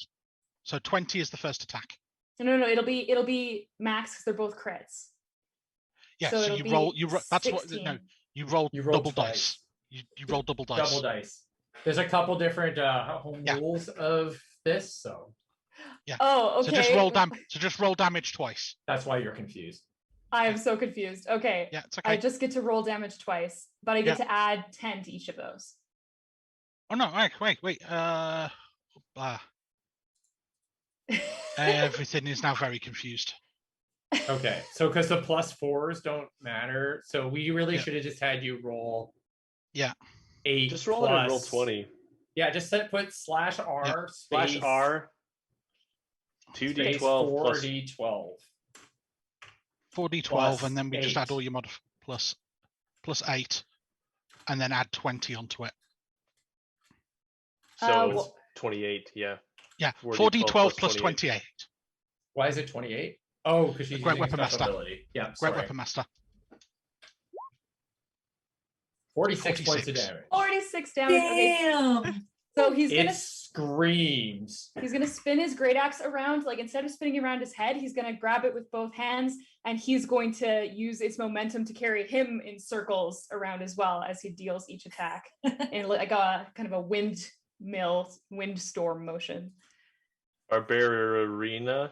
No, that didn't work. And you still got your bonus attack action. Yes, I do, and so I will do that as well for just my normal attack. Does a 16 hit? No. Really? Oh no. Gar. That's it. Okay. That was scary as you come in to take out the big boss in one hit, but you do not. Okay. Who is next? As I look at my character and go, oh no. Okay, Clara, what would you like to do? So I see Crud just being the most heroic man I've ever seen in my whole life. And I run up to this corner and I say, I won't let him hurt you. And I'm going to shoot him. Okay. With my bow. Oh, A big bow. May your aim be true. That's true. Thank you, Crud. Through your belief in me, I got a 26. Does that hit? Yes. It does. And I move my Slayer's Prey to him, so I get an extra d6. And I will roll for damage. 9, and let me roll my d6. 6. Nice. Oh, nice. It looks just really hurt. Yes. We'll do this, Crud, and I'm gonna roll to attack again with the big scary dragon. Oh, geez, where am I? There we are. Please to kill before it goes. 18. 18, I believe, hits. Yes. And You I guys are will, rolling like crazy. and 9 damage. It looks very hurt. It's still up. Okay. So it looks angry and hurt as much as a skeletal, weird, festering dragon can. And it looks around itself and it's going to fly over here. It's not. Oh, it's gonna take attack of opportunity. No, it's staying nope. in this area. Oh, it is. So Okay. it's moving. It's so ready. And it breathes up like this and blasts out a line of dark energy. Me no likey. Breath That weapons. goes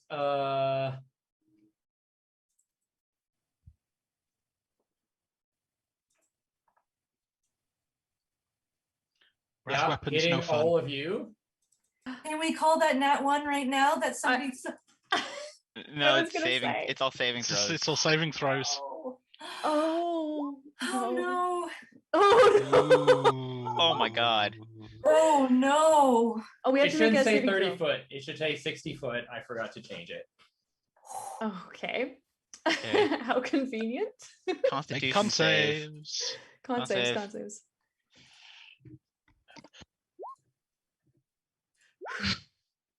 Oh my gosh, Kel. Oh no. Oh no. Oh, it's 27. He wouldn't be downed yet. I'm okay. Just barely. Okay, so you take 27 necrotic damage, Gil, and everybody else takes half of that, which is 13 necrotic damage. 26. And Thunder just boomed outside my house very Very dramatically. appropriate. Yes. I believe that's everything it can do, unfortunately. What do you Is mean? Mr. Pimples okay? Unfortunately? For it looks at the large kobold and screams like the big kind of sound of like hollow echo down a very small hallway, a hollow sound of screeching towards that, and Falsa Dragon Chosen screams, "I will save you!" And looks like he's about to rush forward. Your turn, Gil. Okay. Gil's gonna move up. And I have a natural 20 here that I've been holding on to. And I'm gonna zap Tulsa Dragon Chosen with a 3rd level critical ray of sickness of thunder damage.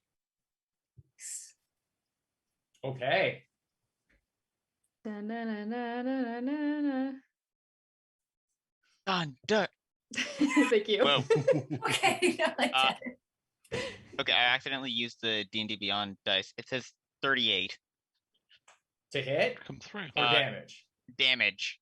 And what type of damage is this? Poison, right? I'm gonna change it to thunder damage. Okay. Awesome. You Damn. probably said that, but I missed it. Doing work. Okay. I mean, we sang it actually. I heard that part, but I didn't realize it was. So you did 37? 38. 38. So he charges forward and falls to the ground dead. Yes.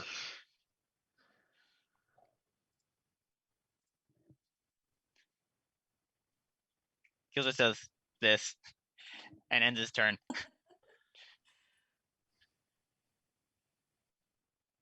Okay. With his dying breath, he looks up at you and he looks up at Crud and he's like, drip.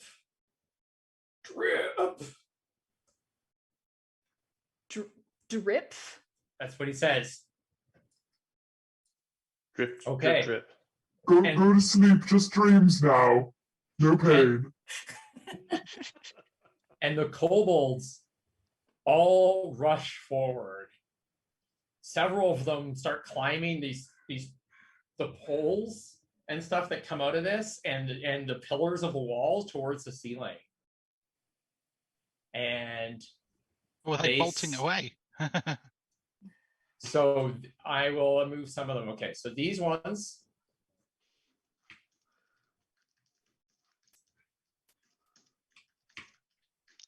Move up to Crud. Just in a dash. I see, yeah. I'll change the positions. The other one would have moved there. So this one is going to attack Crud. Crud, you get hit by, you get a dagger attack. Does a 16 hit you? Yes.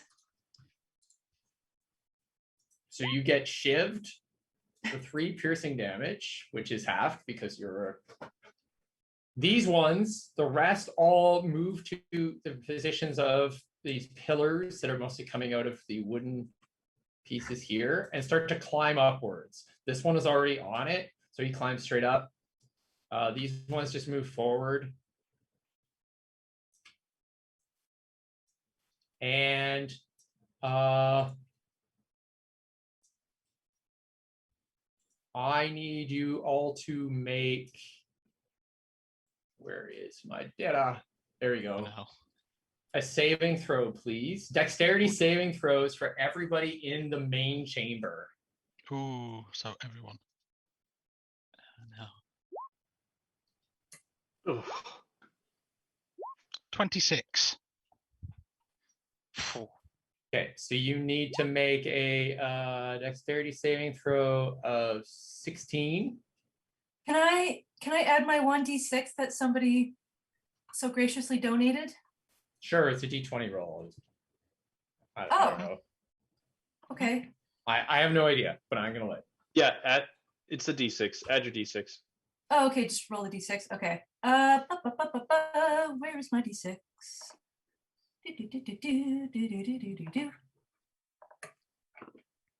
So whimsical for a dragon boss fight. Oh no. A whopping 1. Well, thanks anyways. Okay, it was 16 was the difficulty though, right? So Mhm. you actually succeed. No, that's Oh clear. no, sorry, no, I you got failed. Clara 14. gets 14. Does 15 succeed? Nope, 16 is what you need. Well, farts. Farts indeed. That's big The, parts. the people who succeeded are me and Gil. Okay, everyone else will take 16 bludgeoning damage as the ceiling collapses with water and debris and crush and hit everyone around. All right. Well, Oh, Crud, you're not hit. I'm not. No, the circle where the thing was is the only place that isn't hit by this. Sweet. So It's drip was the reinforced safe word. above it. I guess so. Drip was the safe word. Yes, indeed. Sorry, I forgot you were inside the circle, Crud. No worries. So all these other kobolds are dead. The ones outside the circle. But what about friends? They took whatever damage they took. Okay. Did anyone die? No. I rolled really badly on that 48 roll. Well, that and the people who failed are the ones actually with hit points. Yeah. Yeah. The people who don't have a lot of hit points all passed. So Excellent. Okay. So, there you go. Turful Nightbreaker. What do you want to do? All right. Turvel is going to run along here, getting closer, and he's going to cast Shatter at a 3rd level. You know that will hit Crud. I'm going to do it only on the dragon. It's a 10-foot radius thing. So if I can get the Kobold and the Draco Lich Wormling in a 10-foot radius, like behind them, like here. I thought shatter was a cone. Am I wrong? Nope. Okay. No, that's Thunderwave. It's a 10-foot Oh, okay. sphere. Yeah. And calling upon the great dragon herself, I am going to use my Wrath of the Storm. No, sorry. Mhm. Oh, I already used my channel divinity to do something else. Never mind. So it's You just turned 48. And so that's what I'm doing. Let me cast it. Yeah, you can get one kobold and the dragon. And that is Nice. a 25. it's a saving throw, Constitution saving throw, and I'm going to ask that you use the nat 1 on the dragon for this saving throw. Yeah. Yeah. Nice call. I don't think you get to ask, but sure. Does the rest of the group agree? Yes. Yes. I can sell I to was this. thinking I could use my nat 20 on this. I mean, I guess they oppose, and you just have to roll for it then. Let's No, do that no, no, then. no, no, no, no, no. Under. Oh no! Okay. So yeah, I raise my warhammer and kind of bring it down in my casting action, and I say, "Take that, whatever that you are, and go back to where you came from."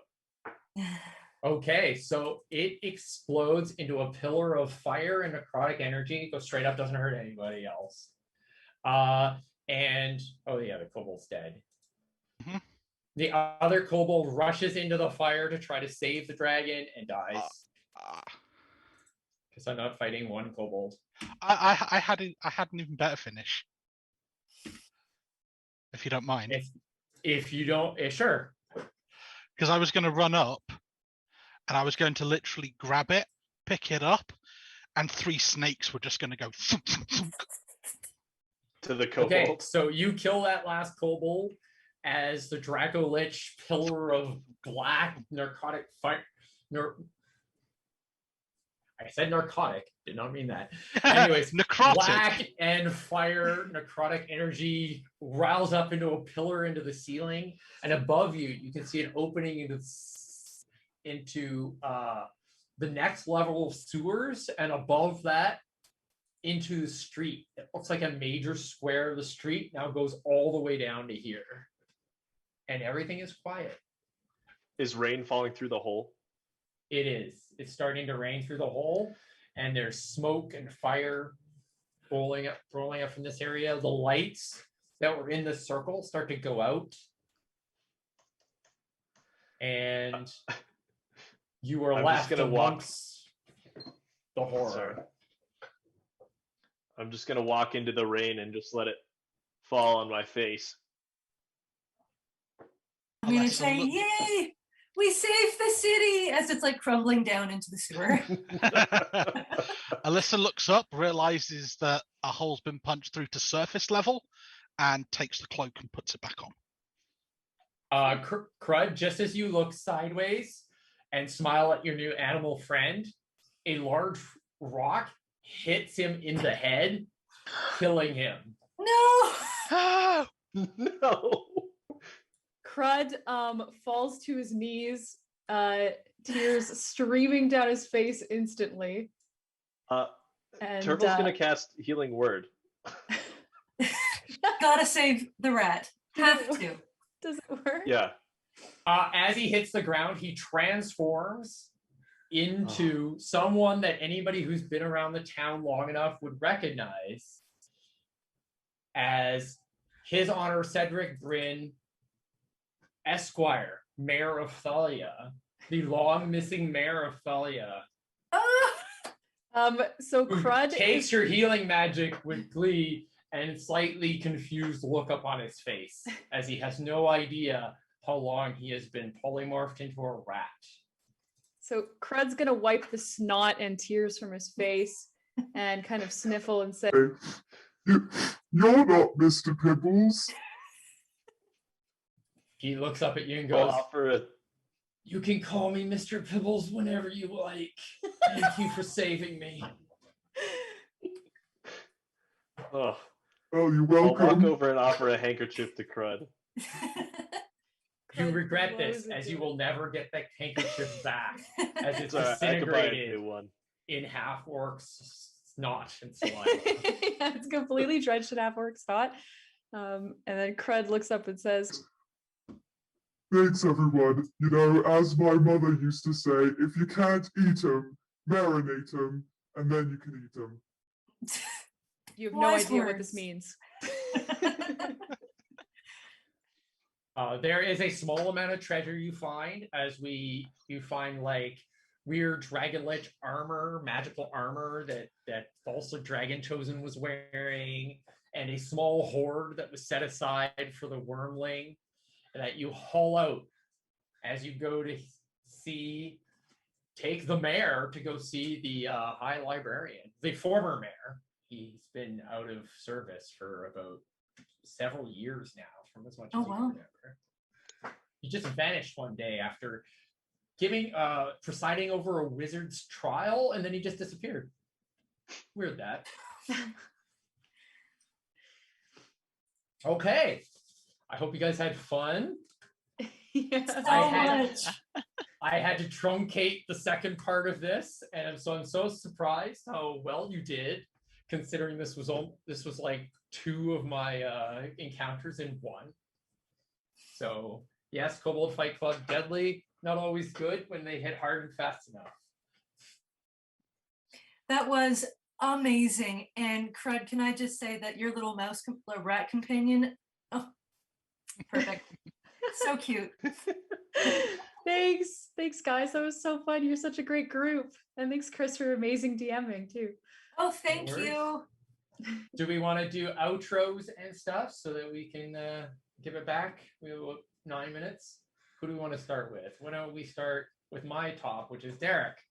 Tell us who you are and where we can find you, if that's an appropriate thing to tell us. Otherwise, you don't have to tell us where to find. Where do you live? Where do you live? You're gonna find a very small kobold in huge armor that shows up at your house, and with James Earl Jones doing a kobold impression. I really hope not. I thought we killed him already, so that'd be unfortunate. Folsom Dragon no. shows it can never truly die, as long as he's alive in my heart. Yeah. So yeah, thank you. My name is Derek. I have a podcast called How Not to DM, where I try to interview fun and interesting people from the TTRPG community. We talk about how they got into the game, how their first game went, what they kind of learned from it.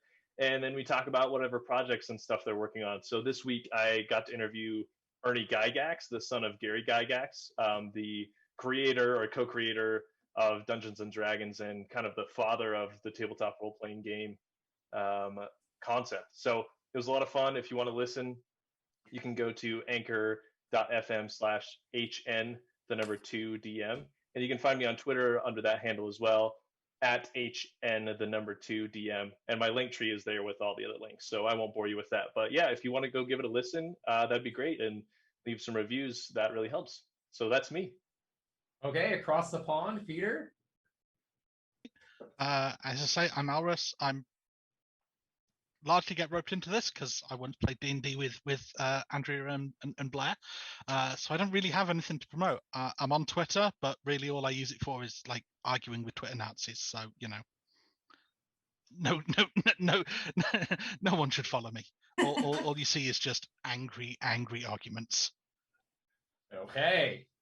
We've had enough. And speaking of anger, Crud, aka Jane. Yes, my name's Jane. I'm from Calgary. A couple years ago, I started up a Twitch channel and I stopped streaming for a while, but I am planning to go back to streaming at some point this year because it's just so much fun. So you can find me at twitch.tv/jnoob with 2 zeros. I hope to be doing more roleplay stuff on there. I'd love to get onto a GTA 5 RP server and do that because it's so hilarious. But otherwise, I would play just a variety of games and scary games too, so you can see me get the spooks. But yeah, I don't have any social medias, so feel free to just whisper me on Twitch or something, or check me out on the Discord. And yeah, thanks. If you want to talk to her, you have to watch her Twitch. Wow. Yeah, that's basically. a trap. Yeah. That's a trap. Kimberly. about you next, Kimberly? Hello again, my name's Kim. I run a Etsy shop called Dungeon Keep. You can also find me on Instagram under Dungeon Keep. I make tabletop gaming accessories, all custom. So if you want to check that out, that would be awesome. Yeah, so that's who I am. Hopefully we get to do this again at some point. It was so much fun, and thank you everyone for joining. And if you go to the auction, you can win a shopping spree, I believe. Yes, you can win a $200, including shipping, shopping spree if you go on there. So check that out. I think it's only at like $80 right now, so it's still a great deal. That's a great deal, especially with shipping in Canada. Yeah. Ian. Yeah. I'm Ian. I'm from a podcast called Not Presently Deceased. We're all from Ottawa and we play D&D. So check us out on Spotify, Apple Podcasts, wherever you get your podcasts.